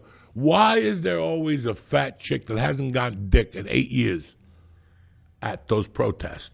That's They're where they always live. chubby. Yeah. They always got fucking blue hair. They always want to be like, it's always something. I don't know what it is with lesbians or chubby chicks that run down there to get beat up. I don't know what it is. To get beat up. Listen, I'm not for anybody getting beat up, but if you stand in front of my car, I'm allowed to hit the gas. Fucking people in Florida, they did not fuck around. That sheriff said, I'll hit you with the fucking car. If you throw something, we're going to shoot. Your family's going to get notified to where to pick up the fucking remains. Jesus. And you know what? Nobody threw nothing. Yeah. Nobody threw a fucking thing. They had a big protest in Albany. I got stuck in traffic Bro, for like they 15 had a minutes. they had a protest everywhere this weekend. Every fucking 2,000 cities. Jesus. Everybody had a protest. You see them in L.A.? All our neighbors were out. Half of Studio City was down there. Yeah. This can't happen. No King's Day. Yeah. How about no Cock Day? If you had cock, you wouldn't be at King's Day. Yeah, that's every day for them. That's It's no every cock day for them. But I would love to see you. Like, what if you walked in and them writing their signs, like them because they color the They signs. don't write their signs. They have those people. They pay whoever fucking these or running these fake campaigns. These They people give them, these people that go to these fucking things, they can't even write. They can't, half of them. And the ones in L.A., you could tell. The guy with the flag and the whole thing. He can't fucking write, dog. Those people can't write. No. Okay? So it's just a shame what's going on. It's a shame that every fucking June in this country, we have to fucking get into this shit now. Every fucking June. 2 years ago, Floyd. 3 years ago, this. Well, Floyd was 5 years ago. But now you have, last year was the Palestinians. Before that, it was the Jews saying that where the fuck are our hostages? Now it's Hamas. Every week is something different. And in New York, they come out.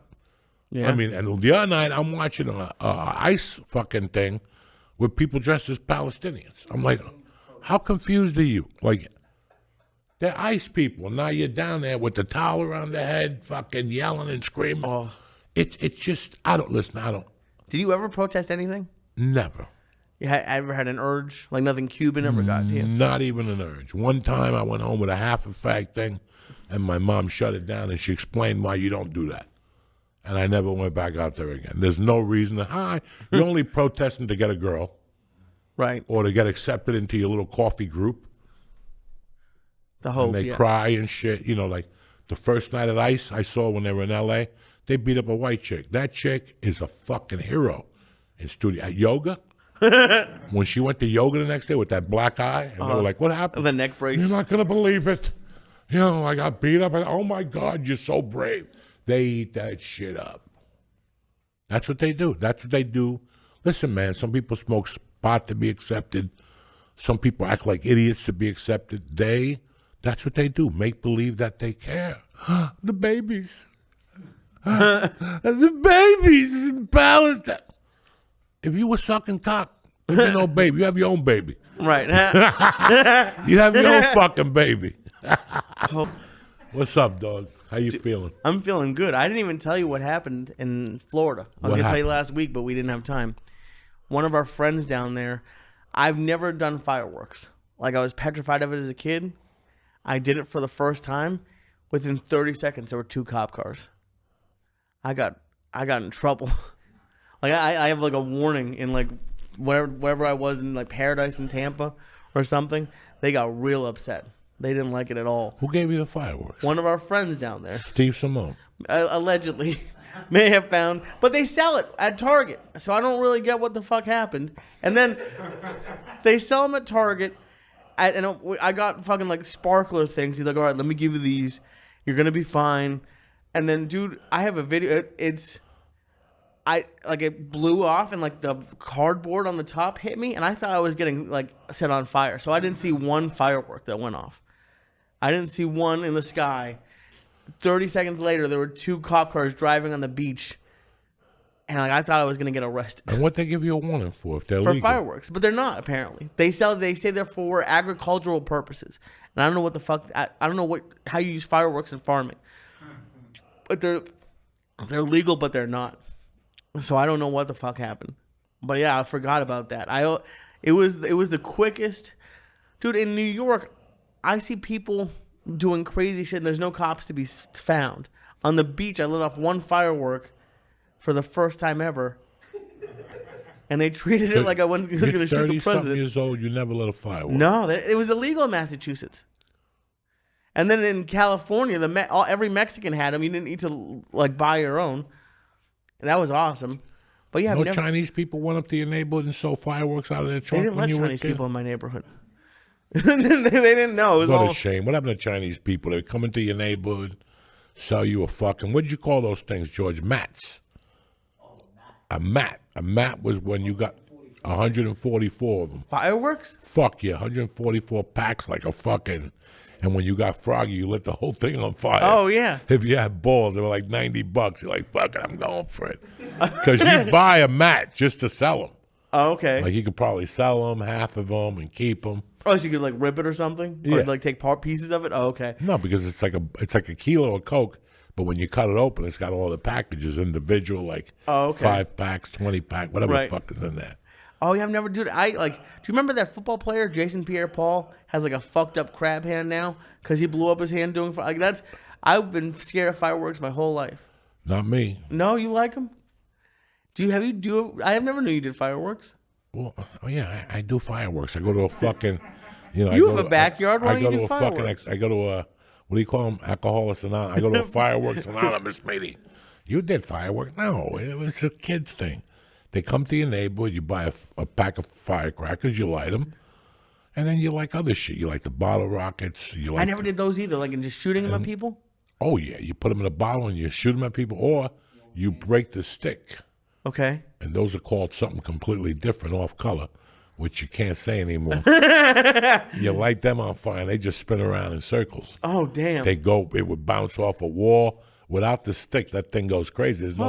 There's no navigation system. Did you ever get hit? No, but we shot them at people. You know.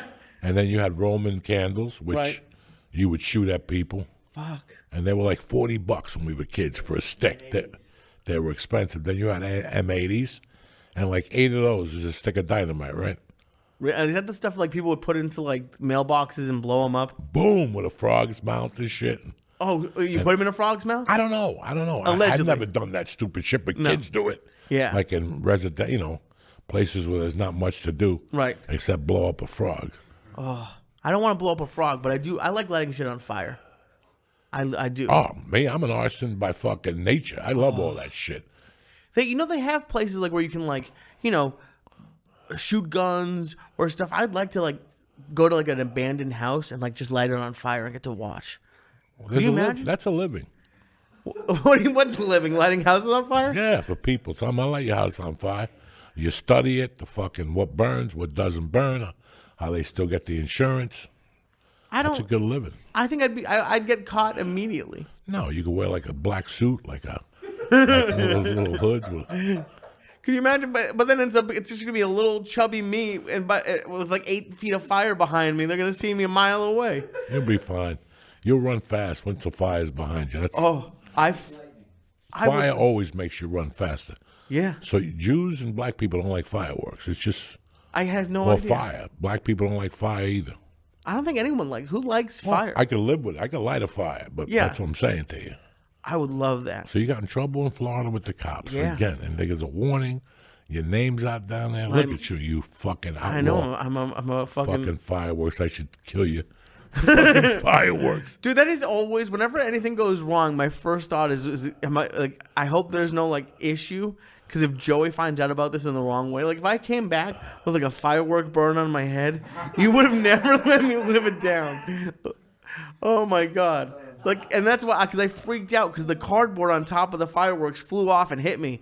So I was like, oh no. So that's why I dove. I didn't see one thing. I was like, God, if I have a fucking burn on the side of my head, You're never gonna let me live it down.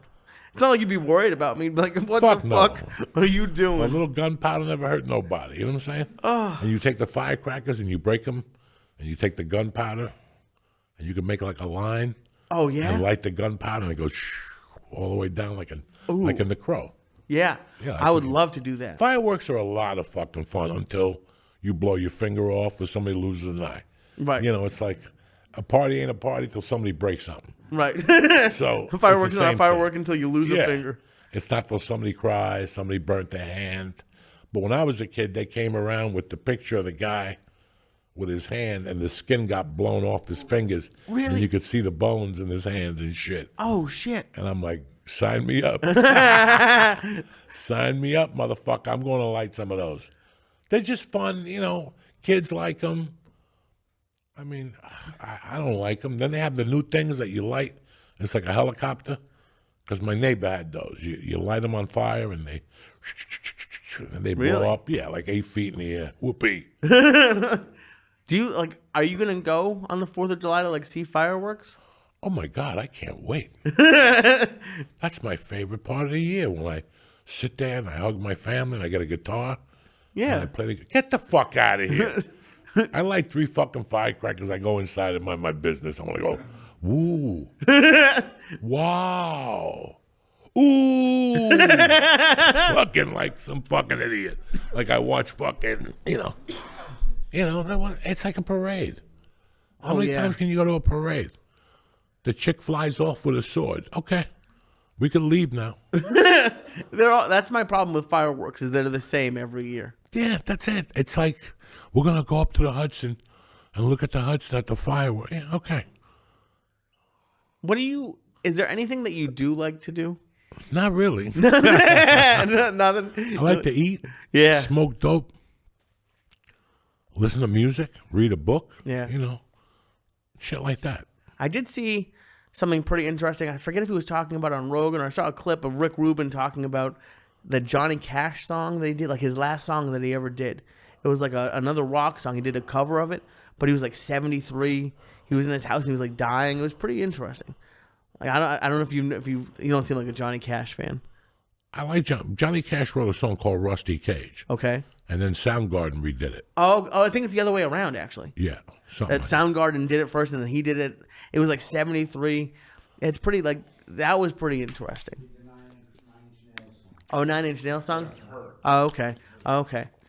That's yeah. what it is. That was badass. You're gonna show up here with fucked up facts? I don't. You're worse than you tell fucking me CNN they're and fucked fucking. up, and then I am supposed to keep facts in my head. I have no idea. I had a good fucking Father's Day. Oh yeah. I had a good week with her. It's when you're a dad, you have good weeks and you have fucking good weeks and you have bad weeks. Whatever. I don't know. I just had a really good week with her. And Father's Day, like what happened? I don't know. She's getting to that. She's done. She's done. That's it. 6th grade is done. Wow. 7th grade. Jimmy fucking Florentine's kid graduates 8th grade. When I moved here, he was in the 3rd grade or something like that. Wow. Yeah. These makes kids were sense. in the fucking young kids, man. So it's just really weird that I'm watching her and like she grew again. Not size-wise. She's not growing size-wise, even though she is. What I'm trying to say, like when I talk to her now, I could see that she's older and it's kind of getting a little bit more fun and she makes me laugh a little bit more.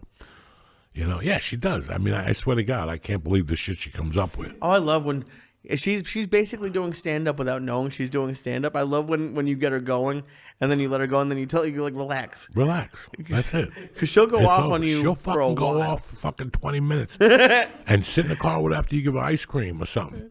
That fucking shit's like liquid cocaine. They go off.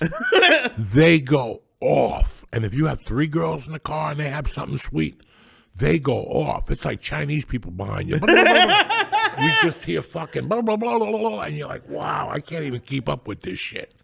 But it's funny, this morning when I spoke to you, you were talking about how, you haven't spoken to your dad in a while. How long has it been now? I think it'll be 4 years. Has anybody heard from him? Not that I know of. No. Yeah, no, it's very, because I was thinking about it this weekend because it was, it's just Father's Day. And yeah, it's, my dad and I were really close while he was on the podcast. And I'm not, he was unhappy with me because I had spent like a bunch of birthdays with him in a row, and then my girlfriend in Massachusetts, it was our first Valentine's Day, so I was gonna spend Valentine's Day with her, and then his birthday is like the 18th, so I was gonna go down like the 16th, and he wanted me to come down on that Sunday and spend like Valentine's and the whole week with him. I said no, I'm gonna spend it with my, and then that was it, blocked and everything. And you know what? It's sad, but it's something that I've come to terms with. But it's I brought it up to you today because, you know, what you have with Mercy is beautiful, but I know that there's a lot of people who, like, you know, are going through stuff like that, who cut parents off or the kids. There's a lot of people going through it, I think. Oh, it's funny that, listen, man, I used to, remember when, before I left LA, I used to call a lot of people and talk to a lot of people. When I moved here, I didn't feel good, so I stopped calling a few people. I even forgot that I even had to call them. Like, that's how fucked up I was when I got off the plane. And now, it's going to be 5 years, and there's like 4 people I haven't called, and now I can't call them because I'm too embarrassed to call them. Because they're going to go, what the fuck happened? And I got to explain to them, you know. I think it happens. I mean, like, did you stop answering their calls, or you just... No, they didn't call either. I mean, one guy called one time, and I called him back, and we spoke a little bit, and he invited me to his house. He was only here for like 2 days, and he invited me to his house. He's like, I'm down some shore. It was like an hour and 48 fucking minutes away. And this guy's like, you got to come down here before I leave. Blah, blah. And you came over. Okay, yeah. And I'm like, you want to go down there? You're like, I don't. And I'm like, this motherfucker just drove an hour and a half. I'm not going to put you back in the car to drive an hour 40 and then an hour 40 back. Right. And when I called him, I could tell he was pissed off, so I'd like moved on. And now it's been fucking 5 years, like 4 years I haven't spoken to him. And I feel embarrassed, so maybe that's it. You know, after a while, you just get into a groove and you're like, I'll call him tomorrow. I'll call him. When people text me sometimes, I save the text just to remind me to call them. Okay. And there's texts on there that I still haven't called. Number 2, they're in a different time zone. Right. And that's always a pain in the ass for me because I go, okay, I got to call that person at this time, my time. Right. And then something happens and you don't call that person. You're like, fuck. Now the day's gone, you know, by the time. I don't like talking to people when my daughter's in the room. Right, you know, like nothing bothers me more when I call you in the morning and then you call me back in the afternoon when I'm surrounded by people. Right. I don't want to do that no more. I don't pick up the call. Right. I won't even pick it up. But there's like, you know, sometimes you get busy and you don't call people back. Like, have you ever, I know your parents aren't here, but like, you know, sometimes you have to decide like, okay, this person's not supposed to be in my life. Like that, it sounds like you just, you know, you get busy and things happen. It doesn't sound like you're like cutting people out. No, not at all. I love them dearly. It's my old neighbor from Boulder. It's one of my teachers from North Bergen. Haven't spoken to my uncle.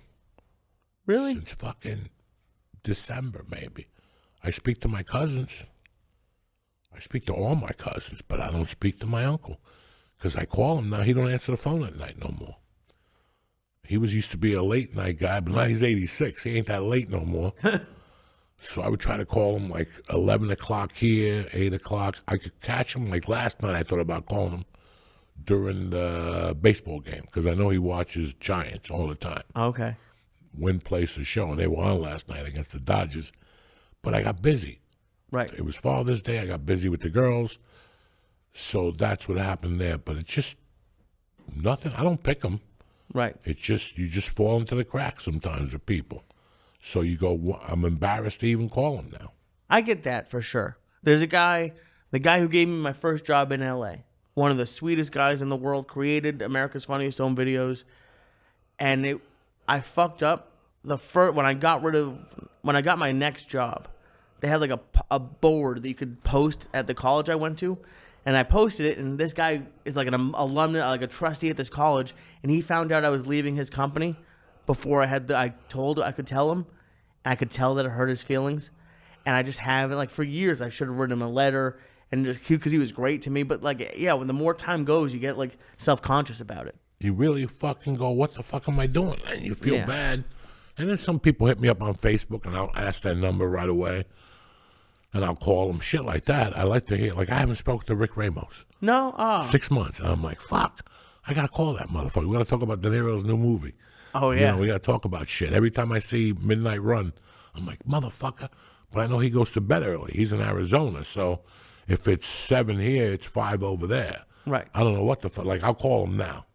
Like, now is when I'll call Rick, you know, like now. But there's just people. I didn't talk to Simone for a long fucking time. Wow. And then they call me in the afternoon, and I'm surrounded.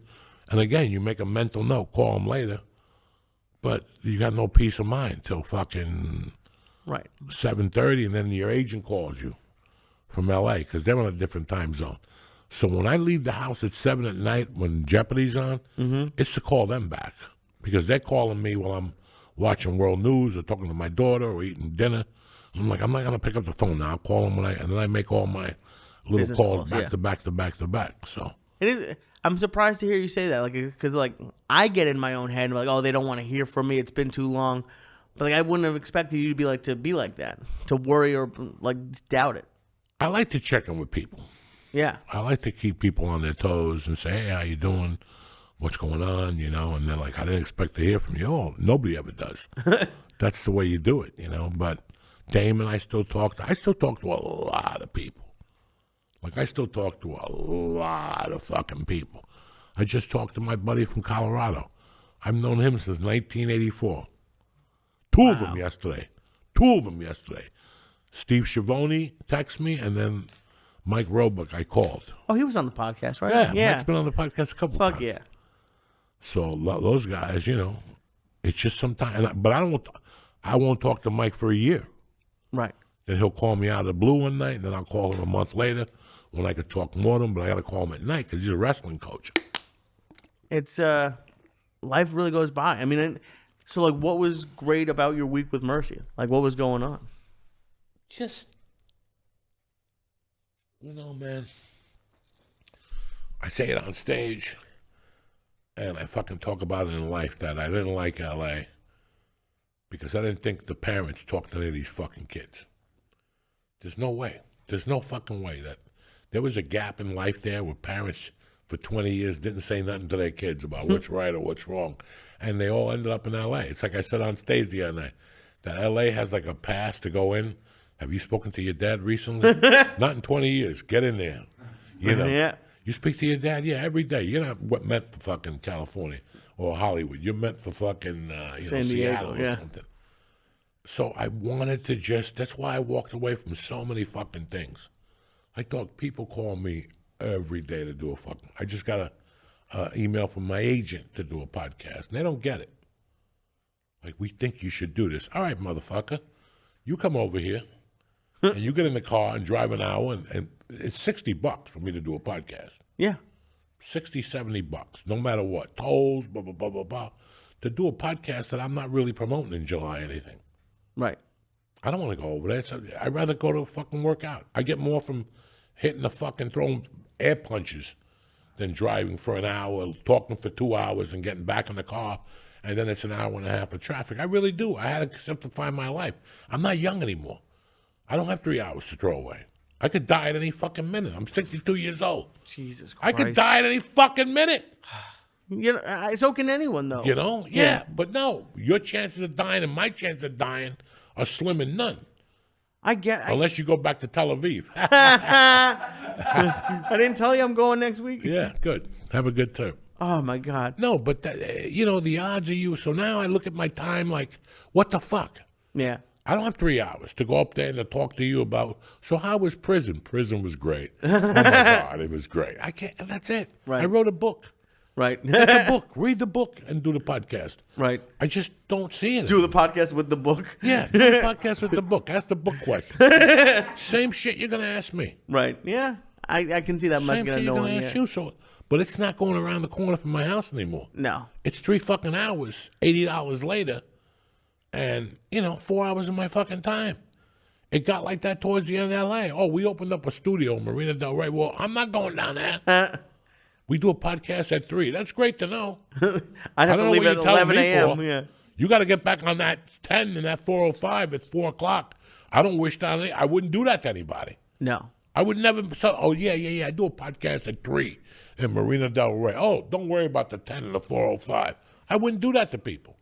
No, but you have common decency. Yeah, I'm a common, criminal. I'd have you come down at 8 and we get something to eat. When there's no something. traffic, yeah. When there's no traffic. But I'm not going to make you come down at 3. And that's what was going on. You know it. Everybody started getting studios in Marina Del Rey, calling me up, man, we need you on the podcast. It ain't going to happen. If it's not 11 o'clock, it ain't going to happen. And even then, you got a problem. No. You might get a call with a cancellation. Because if I get up, if I stay up till 2 or something, there's nights last night I went to bed at 9:50. Did you really? Yeah, so I'm walking around at 4:15 in the morning. Me and the cat. She's looking at me, I'm looking at her for fucking mental support.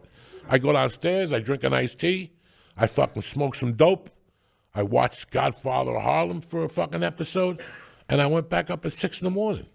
Oh, you went back up to bed? Yeah. Oh, okay. I was going to ask, what are you doing all day from 4 o'clock? I die. Listen, by 8 o'clock, I'd be passed out from the reefer. Because when you get up at 6, I hit the fucking... When I get up at 4:35, I don't have to wait till 7:15 to get high. I just go downstairs, drink some water, and do 2 shots of that lung thing to open up your lungs in the morning. Oh, the asthma inhaler? Yeah, and I go right to the garage. I don't even fuck You do around. an inhaler before you take a bong hit? Fuck yeah, to open up the airwaves. What do you think, I'm stupid? Why should I do it after I get high? I guess you're right. Yeah. Does it help? Yeah, I see the devil in the morning. Okay. They just gave me an inhaler. Maybe I should try it. You should try everything you got. Look, you did how many milligrams tonight? You're fine. You tell me. I have no idea. Last week I hit you later. He was Oh, it's gonna hit me later mumbling. today. Luckily, George made a cheeseburger today to save me. To save me, see? Because if I do that shit with nothing in my stomach, I get That's why I said get fucked something up. to eat. I'm the fucking doctor when it comes to shit. I'm not here to kill you. Yes, you are. You just wanted the delayed kill. I'm just trying to take you to a different level of life, brother. I love it. You know what I'm saying? But yeah, I'll get high as soon as I get up. At 4:30 in the morning when I get up, that means I'm tired, but something woke me up. A train of thought. Maybe I had to pee and I didn't pee, and now I got to pee even more. And it's always something. And I will give you credit. The one thing that I think you're absolutely right is because a lot of comics get like freaked out. Because I'll go to a show and I'll smoke a joint before because you have me on that, but no one will do it. But I think getting high after, it's gonna change it. Because I had a great weekend in Albany and I got high after my show. And I went back and watched because I got a camera. I watched my sets. I wrote 15 new minutes just getting high after the set was crazy. It was awesome. Listen, we get high before, during, and after. All right? That's true. Don't be rewriting the fucking. Who's books. I didn't write the story. I didn't write it. What story? I'm just a soldier to what they told me to do. Okay? No one told you to do this. Lenny Bruce got high. He did heroin. Yeah. You want to do heroin before you go on stage? Yeah, kinda. Okay, I'll get some. I think I've probably already done heroin We'll with give you a little fucking taste. You get a little pukey. Oh. And then you go on stage and crack all your Jewish stuff. Just that. Tell them all about the missiles and shit. I can't tell them about that. They're gonna Israel would kill me. That's fucking wild. But anyway, back to your conversation about your father. I don't know how we got off this fucking thing here. Well, yeah, it's Do you want to call him? You know what? I'm going to be honest, and who could probably see this. When he blocked me, I was like, you know what? Not really. He's getting older. I probably should. People like Steve Simone gets mad at me sometimes. He's like, you got to do it. I don't know, and it's because I thought about you with your other daughter, and it's it would be real shitty if he was gone and that was the last time we spoke. But to have like someone who's important to you just block you out of nowhere for something stupid. Like if I would understand if we got into a fight. It was just like I'm gonna spend Valentine's Day with my girlfriend. I'll see you on Tuesday, and then I didn't even find out he blocked me. I got an email that he took me off of his HBO. And then, oh yeah, and I was like, "What's going on here?" And I looked. I tried to give him a call. Went to voicemail. Left him a voicemail. And for 6 months, I didn't block him. And then I think 6 months to a year, and I just blocked him. And we'll find out. I'm sure I'm out of the will. Who knows? But there's nothing left. It's fucking crazy. Down in Florida. But I mean, like, yeah, it's I always liked him, and he was a nice guy, but he was old. He was lonely, you know. And he was another version of me. He's never going to be sober. right. You know, he's always up to something. The guys like that, they're always eating something. Always. Oh, he loved your edibles. That was No, but he's always eating something. yeah. Yeah, he's always eating something. But the edible, yeah. But the edibles is just, you know, so I don't know anymore. Listen, I don't know. Like, I haven't spoken to those people now. I haven't spoken to my daughter. It's got to be 20-something years. Wow. And I haven't spoken to my ex-wife since, I mean, before Mercy was born. Yeah, no, Mercy was born already, so it's been 12 years. I called. I pled my case. She laughed at me.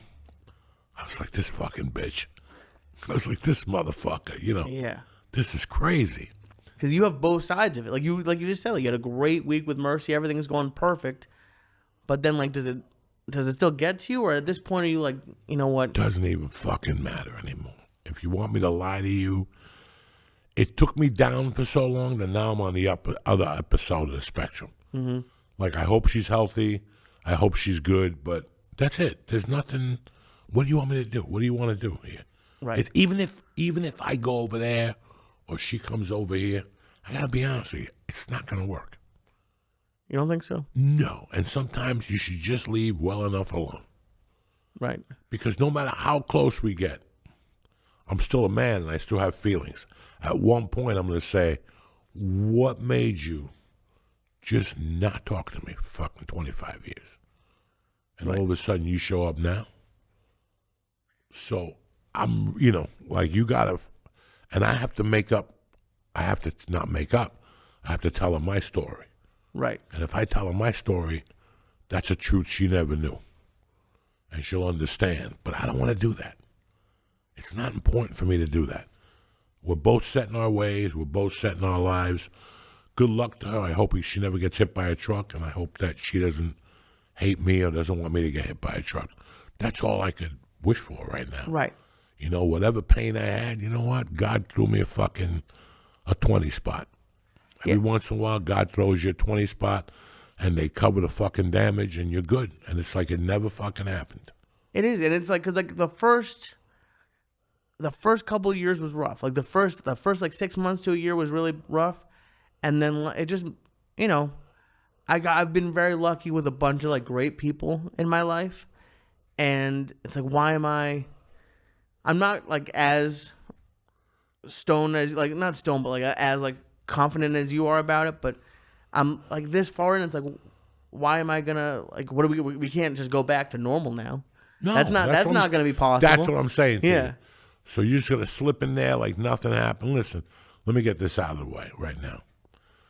In my world, in the world I grew up in the way I grew up, I gotta be honest with you, and I know a lot of people are gonna be mad at me for saying this.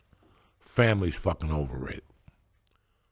Family's sometimes fucking overrated. Sometimes they could help you blossom, or sometimes they could bring you the fuck down. And we all know that. We've all seen both sides of the fucking coin.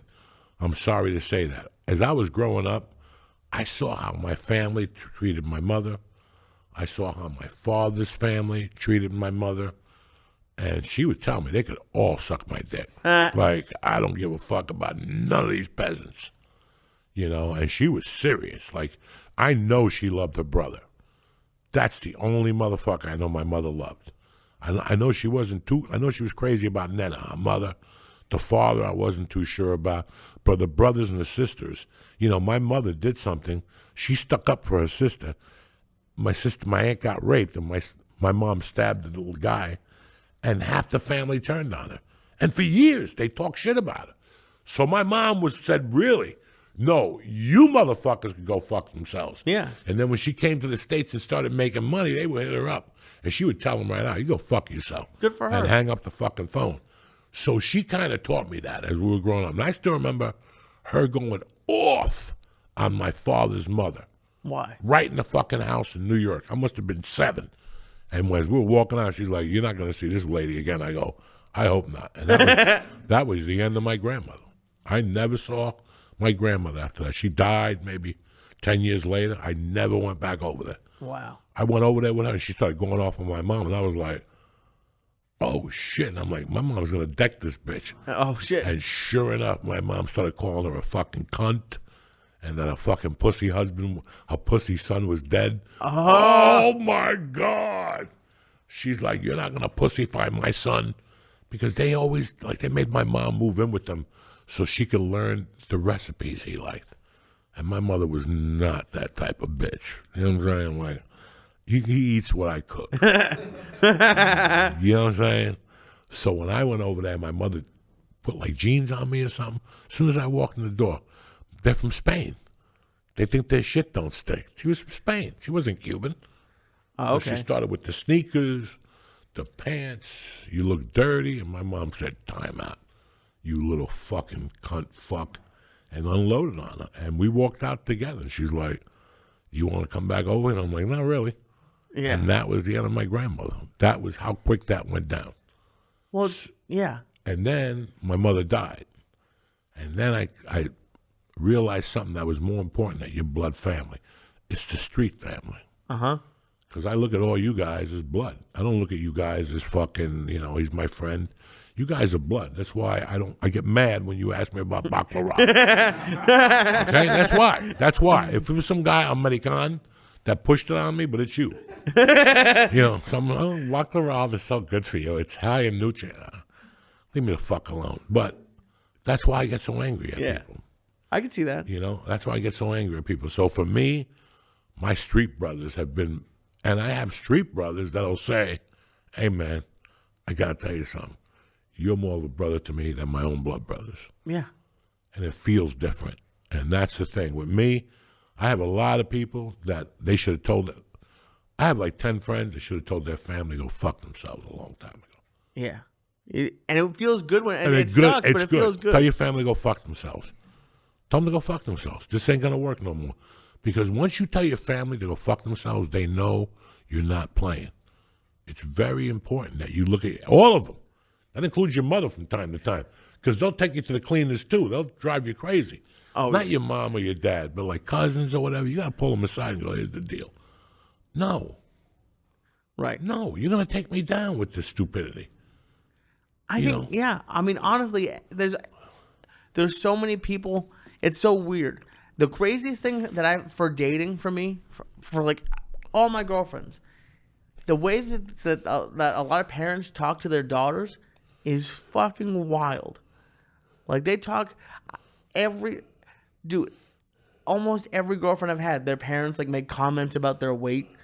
Like it's like, but then they'll feed them as they're giving like the dish. They'll be like, oh, like they call her Gorda or like do crazy shit. And it's like family. I don't know. You ever work at a place and you start at the bottom, and even though you move up, they still see you as the bottom. Yeah. I feel like that's how family is. Like they remember you as that dumb kid who shit the bed, or like whatever they did. At the other side of the spectrum, I know people who have great families. Oh, amazing. Yeah, part of my family's great. I know people who have fucking great families. I know people but after a while, as you start getting old, you got to look at your family and go, what's going to happen when there's money involved? Because what tears up a family more than that shit? Some stupid fucking envelope. And that's what you have to start looking at as you get older. Like, what am I going to do? That's why all these musicians, why do you think they sell their rights for $500 million? You think they want to sell them? No. But they don't want the bullshit that comes afterward when they die. And everybody's going to go to war over that money. Now we know what we're getting. There's no more bullshit. Did you see Quincy Jones? He's giving them each $81 million. Damn. To his 8 kids. $81 million fucking dollars. Fuck. So everybody knows, and there's no fucking drama. There's always something with family. There's always something with them. And for me, I didn't have I just didn't have it. Like when my mother died, I had my uncle in California. He's like, you come live with me. In California. Right. I'm growing up here. What good to me is fucking California? Yeah. Move to fucking Miami. That's what I want to do, is move down to fucking Miami after I'm just getting fucking hot and bothered in North Bergen. Right. The worst thing in your life happened and you have to move across the country. And then, dog, I remember like 84. My mother was dead 5 fucking years. And I'm in California, and my uncle goes, let's call Cuba. And they're all yelling at me on the phone. About what? Like, what happened to you? You never called us. For what? I'm out here fighting these motherfucking demons by myself. What are you bitches going to do for me 300 miles away? Not a thing. Right. Not a thing. What am I going to talk to you for? About what? What do you want to talk about? My strategy for the day?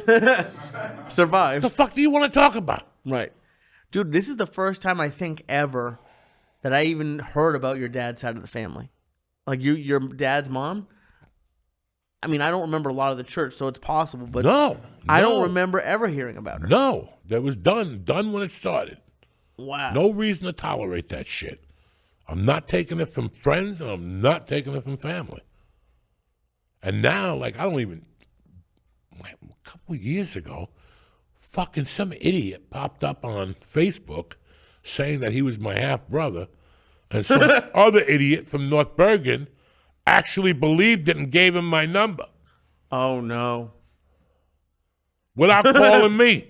I'm at Jimmy Florentine's watching a football game, and my phone rings. I think it's my sister or my fucking good cousins, and it's my half-stepbrother.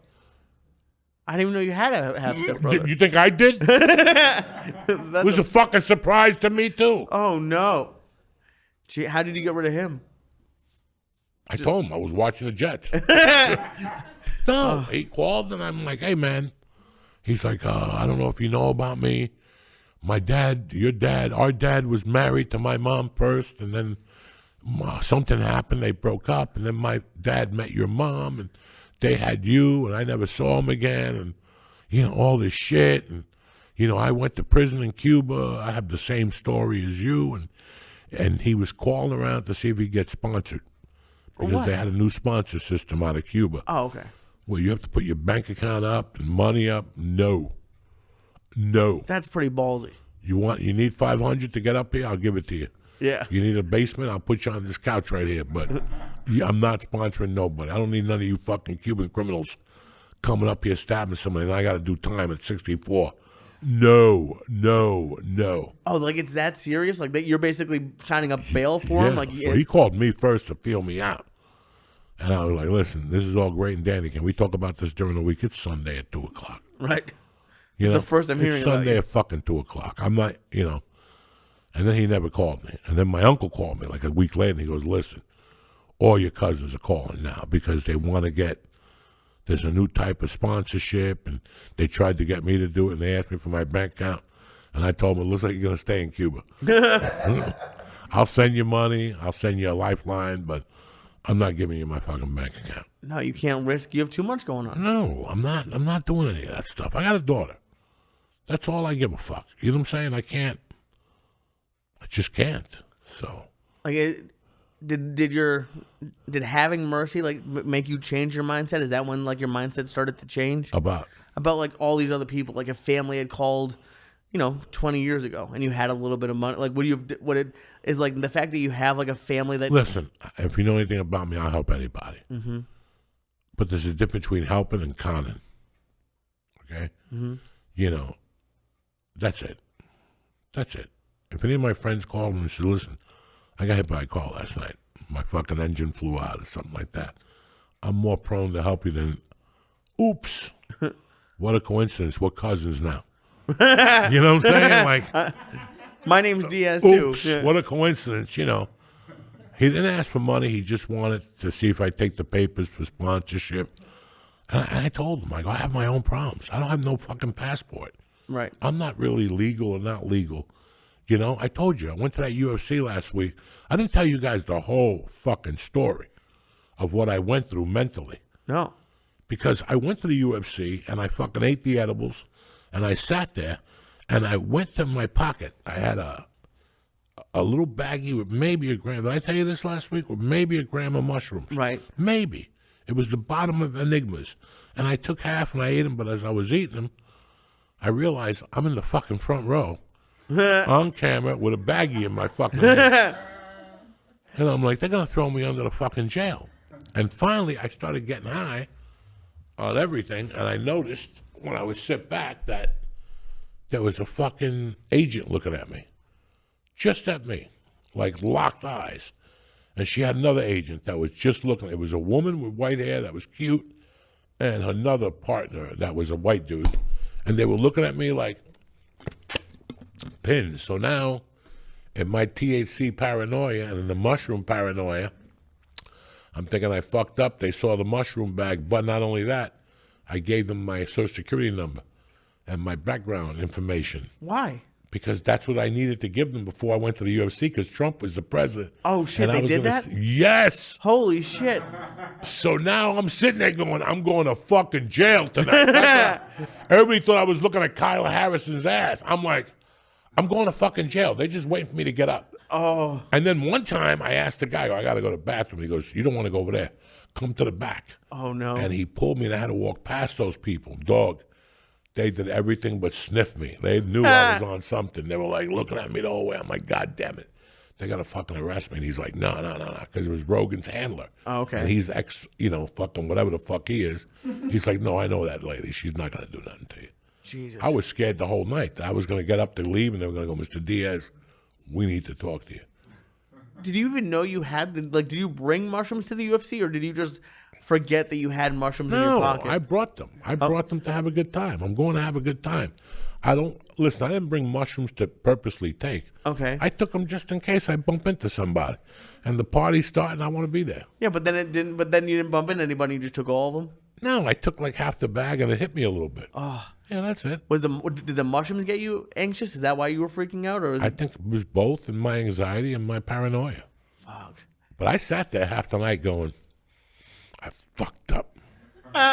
These motherfuckers are going to arrest me. They got me, yeah. Well, I don't think it would have mattered on pay-per-view. On like ESPN, maybe they would have been upset. No, everything. It's not pay-per-view. It's not ESPN. I'm worried about. It's mushrooms. It's a half a gram. They're going to give me a ticket and smack it. That's not what I'm worried about.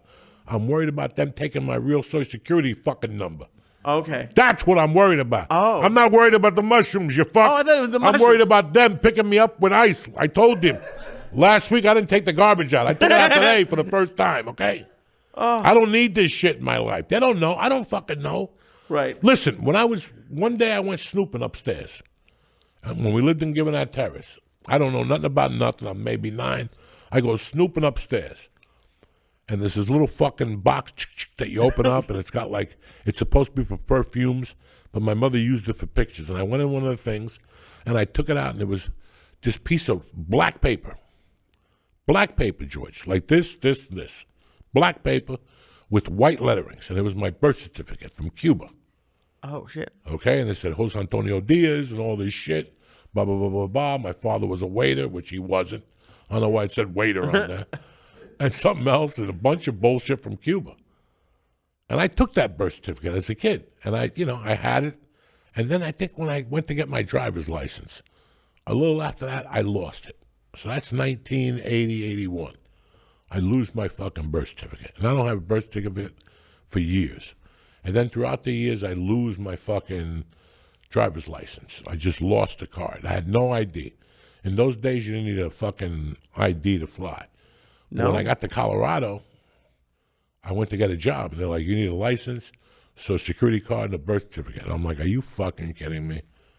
And my friend goes, you get your birth certificate, just call and send it, whatever it is, box 25, what is it, zip code 10002. You send it and they send you a birth certificate. Right. I'm like, how would they have my Cuban birth certificate? I'm going to get a letter from them going, Joey, we don't have a birth certificate. It came in the mail. Damn. And it was brand new and completely different than what was said on the other one. Really? There was no lettering. There was no waiters. There was nothing. It just said Jose Antonio Diaz, born February 1963, some hospital, and it was a seal and everything from New York. And I go, I'll take it. I'm not going to ask. I'm not going to start nothing. Then I had to make a copy of that, send it back to get my Social Security card. Yep. And I got my license. But that's how I did it. But I never knew, so I don't really know. So you don't want to fuck around that much? When I was a much? kid, all my mother told me was, yeah, you were born in Cuba. But when I went to L.A. in 85, my uncle's like, oh, you were born in New York. And I'm like, what the fuck? So you don't even know, you're not even really sure? I don't know. Damn. Why would your mom, who do you think is right? She drank Heineken's with V8 for breakfast. Every day? And if she missed breakfast, she put a raw egg in it. Oh, You and a understand? beer with a orange juice, tomato juice? That's fucked up. Yeah, I might believe your uncle. Fuck. I don't fucking know. So I don't know. It's Secret Service. When they look you up, they don't look you up for fucking jaywalking. Yeah, but I don't. If the Secret Service was there, they don't like let you wait. Like they'll just tackle you. No, they're not going to tackle me at the UFC. Everybody else is getting tackled. They're not going to tackle me. They're going to come over and say, we need to have a word with you. Real quick, outside in the gazebo. You walk out there with them, and there's 2 other cars. Listen, we found some problems in your birth certificate, and we'd like to take you to whatever. That's what I thought was going to happen in my mind. Yeah, That's I can how I see that. live. I live like that. that like the worst is gonna happen. No, that fucking ICE is going to come get me any fucking day now. I'll be out in that thing. You're going to have to get yourself a chubby white chick to come out there and save me. And bang on the bus. Jos Antonio. Jos Antonio. Wear a flag, a Cuban flag out there. Half Jew, half Cuban. I'll get Israel on the case. You get my Israel God. on the case, forget about it. Can you? That would suck if that So happened. yeah, I'm scared. I'm scared to pieces every fucking day. It's funny. I was just telling. I went to George and I went to a party on Saturday, and Dave the cop was there, and I was talking to Dave, and I was telling Dave. He asked me a question about something. I go, Dave. Right after I robbed Kent Bella, rest in peace. Right after I robbed Kent Bella, maybe like 2 months ago, I was watching a show. I'm out on bail, and I'm watching a stupid show at night about a guy that went to a dance in high school and got into an argument with another guy. The guy hit him with a bottle, but he took the guy and bit his fucking ear off. Damn. Like in 1959 at a dance. He lived in like somewhere close to like Idaho. And he went home and he told his parents, and his parents were scared for him. So they flew him to an aunt's house in like Cleveland. And he went to Cleveland. He finished high school. He went to college, got his college degree, married his high school sweetheart, fucking had kids, became a pillar in his community, lived under an alias for 35 fucking years. And one day he was cooking and he cut his hand. And he went to the hospital and they ran a background check and they threw him in fucking jail. They were going to fucking throw him in jail for 20 years. But then the big argument was, hey, he's been in the community for 35 fucking years without even getting a J ticket, a fucking jaywalking ticket. Right. So he ended up doing like 3 years, you know?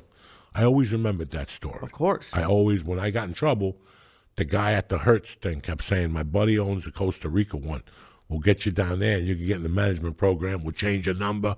You'll change your name. And I'm like, man, I can never come back to the United States. No. Like I can never, you know. Thank God you didn't do it. Did you feel the urge to do it at all? Where you're like, oh, maybe that, you know what? Maybe. No, because I knew the deal. And I'm lucky I didn't, because I got sentenced in August, and that September, America's Most Wanted came out. I don't know if you would have been on America's Most Wanted. I'm just saying, you dumb fuck. That you never know. You don't have to kill. You don't have to kill somebody to be America's Most Wanted. Right. They could have always caught you. If it's a fucking fraudulent check and you keep doing it, Right. and if they have a hard time catching somebody, they'll put you on America's Most Wanted, even if it's for fucking selling drugs. Jesus. If they have like 4 or 5 years and they can't, and you're fucking with them, like you're in and out of their neighborhood and shit, then they'll go fuck it. Right. If they know you're around, if they're getting reports, they'll put you on America's Most Wanted or local stations, America's Most Wanted. The bootleg ones, because now most towns have them. They do? I haven't seen Yeah, those. you're watching the news. All of a sudden, it's like, have you seen this man? And it's like, you know, wanted for burglary, halitosis, you know, whatever else he's got. Well, and it would have, like, because, you know, me, I'm a pussy. I would have, like, jail would freak me out. But I can imagine, like, if you, let's say you did bail and, like, run away before your case. Like, it's not like you would have had a relaxing life at the Hertz and the Dominican Republic. It would have been like a fuck. No. You would have been depressed. No. I know a guy now that can't come to Jersey. He's been gone for 30 years. He left a little before me, maybe 35 years. Is he still in the country? Oh, yeah. Okay. He just can't come back to Jersey. Just Jersey. Does it fuck with him? Yeah. You had to turn it into something else to make it easier for him. Right. But, you not wanting to go back to Jersey is one thing. You not allowed to go back to Jersey. That's another, dog. Yeah. That's fucking crazy. I could say to you, I hate Jersey. I'm sick of the tolls. I'm sick of fucking, not having money at the tolls. Now they want to send me a fucking bill. You can do whatever the fuck you want, but when they don't let you in, that's completely different. Yeah. And who doesn't want to come back home when you're 65 years old to see your friends, Right. I think only like two friends have visited him in 30 years. I've seen him because he comes to my shows in Austin and Houston and shit, but it's weird. That's a weird fucking life, man, to have, But in the contrast to that, I'm asking you about this now. What about a person without a warrant that comes from another country like the people in L.A. last week? And again, I'm not political, but I want you to think about this. What if you came to this country and you're hardworking, you didn't rape nobody, you didn't sell drugs, you're not in violation with the cartel, and you get a job, your wife works, you raised your kids, maybe they got a scholarship to UFC. They came and scooped your ass up last week just for being illegal. Right. What's the argument there if you're a politician? Because, again, you haven't done nothing in 37 years, so what the fuck? You didn't have 1 week to go get your Americanship? They make it hard. That's like... Oh, they make it really fucking hard. And it's like, for someone who's not like too dumb to be political, like the criminals and stuff, yeah, get them out of here. And even then also, like you're right. There are a lot of people who do it the right way, and you should do it the right way. But if you've been here and, trying to do things, or even if you're not trying to be a citizen, but you have a job at a farm, who really cares? Like that it is. I see both sides of it, and like to hear, and I know you're being funny, but like I'm not being funny. But to hear that you're like scared must suck. Like oh no, that I'm being funny about. Right. But you really got to think about it. I mean, like they could make mistakes. Oh yeah, it's so easy to make a mistake. I mean, listen, if one of them picked me up, one's going to go, no. I've seen him on Joe Rogan. He's okay. One of them, I hope, would say, no, that's not the guy. I've seen him on Joe Rogan. Let's call the police. Let's make sure. Let's double check. Let's take his fingerprints. But it seems like they're grabbing everybody, which is like, it's... But here's the funny thing. I don't know if anybody of you guys saw this. The New York Times put a thing on the other day about Rubio's father. No. That he was here illegally, the whole thing, and now Rubio's part of it. Let me tell you something. Okay? There's still Cubans here. Right where we go eat. Right down there that have been here 40 years. And they're still walking around. Do you think they're nervous, or is they're so hidden? Maybe not. Maybe what are you gonna do? Take them back to Cuba? They're 50. They're 90 already. They don't give a fuck. And the thing that would freak me out, and because I follow two people on Instagram right now, Alfred Robles and Jesus Trejo.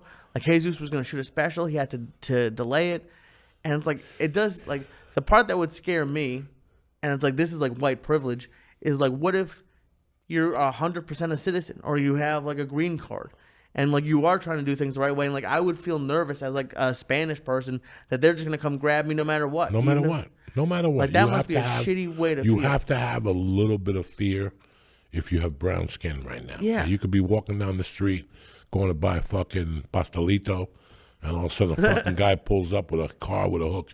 And these motherfuckers, dog, it's like when you bomb on stage, they have that hook, and they pull you in, and you're like, wait, one more joke. No. Right. No, and they come up with Subarus. Oh, no. They're pulling up with lesbian cars. They're tricking you with the Subarus? They're not those black cars. They're not anything. They're fucking slick, quick, and bad to the bone. They execute those things. You don't even know what hit you. You're talking, no say. And they're walking into the car. And okay. When it doesn't matter. We'll go down to the station and sort it out. Tell it to the judge, motherfucker. Oh, my God. Dude, it's getting crazy out there for like look, we joke about the bombs in Israel, but on both sides. Imagine if there were rockets coming Iran was fucking them up this afternoon. fucking them up. Israel was like, we don't, but Israel ain't. Israel's rope-a-doping them right now. Israel's about to drop the big one. You know, like Red Fox used to always say, I got the big one, Elizabeth. Yeah. It's coming, Elizabeth. I feel the big one. They're just rope-a-doping right now. Pow, taking little punches. Yeah, you blew up Tel Aviv. Okay. Okay. I mean, listen, if you think the pager plot was brilliant, did you see how they did this last one?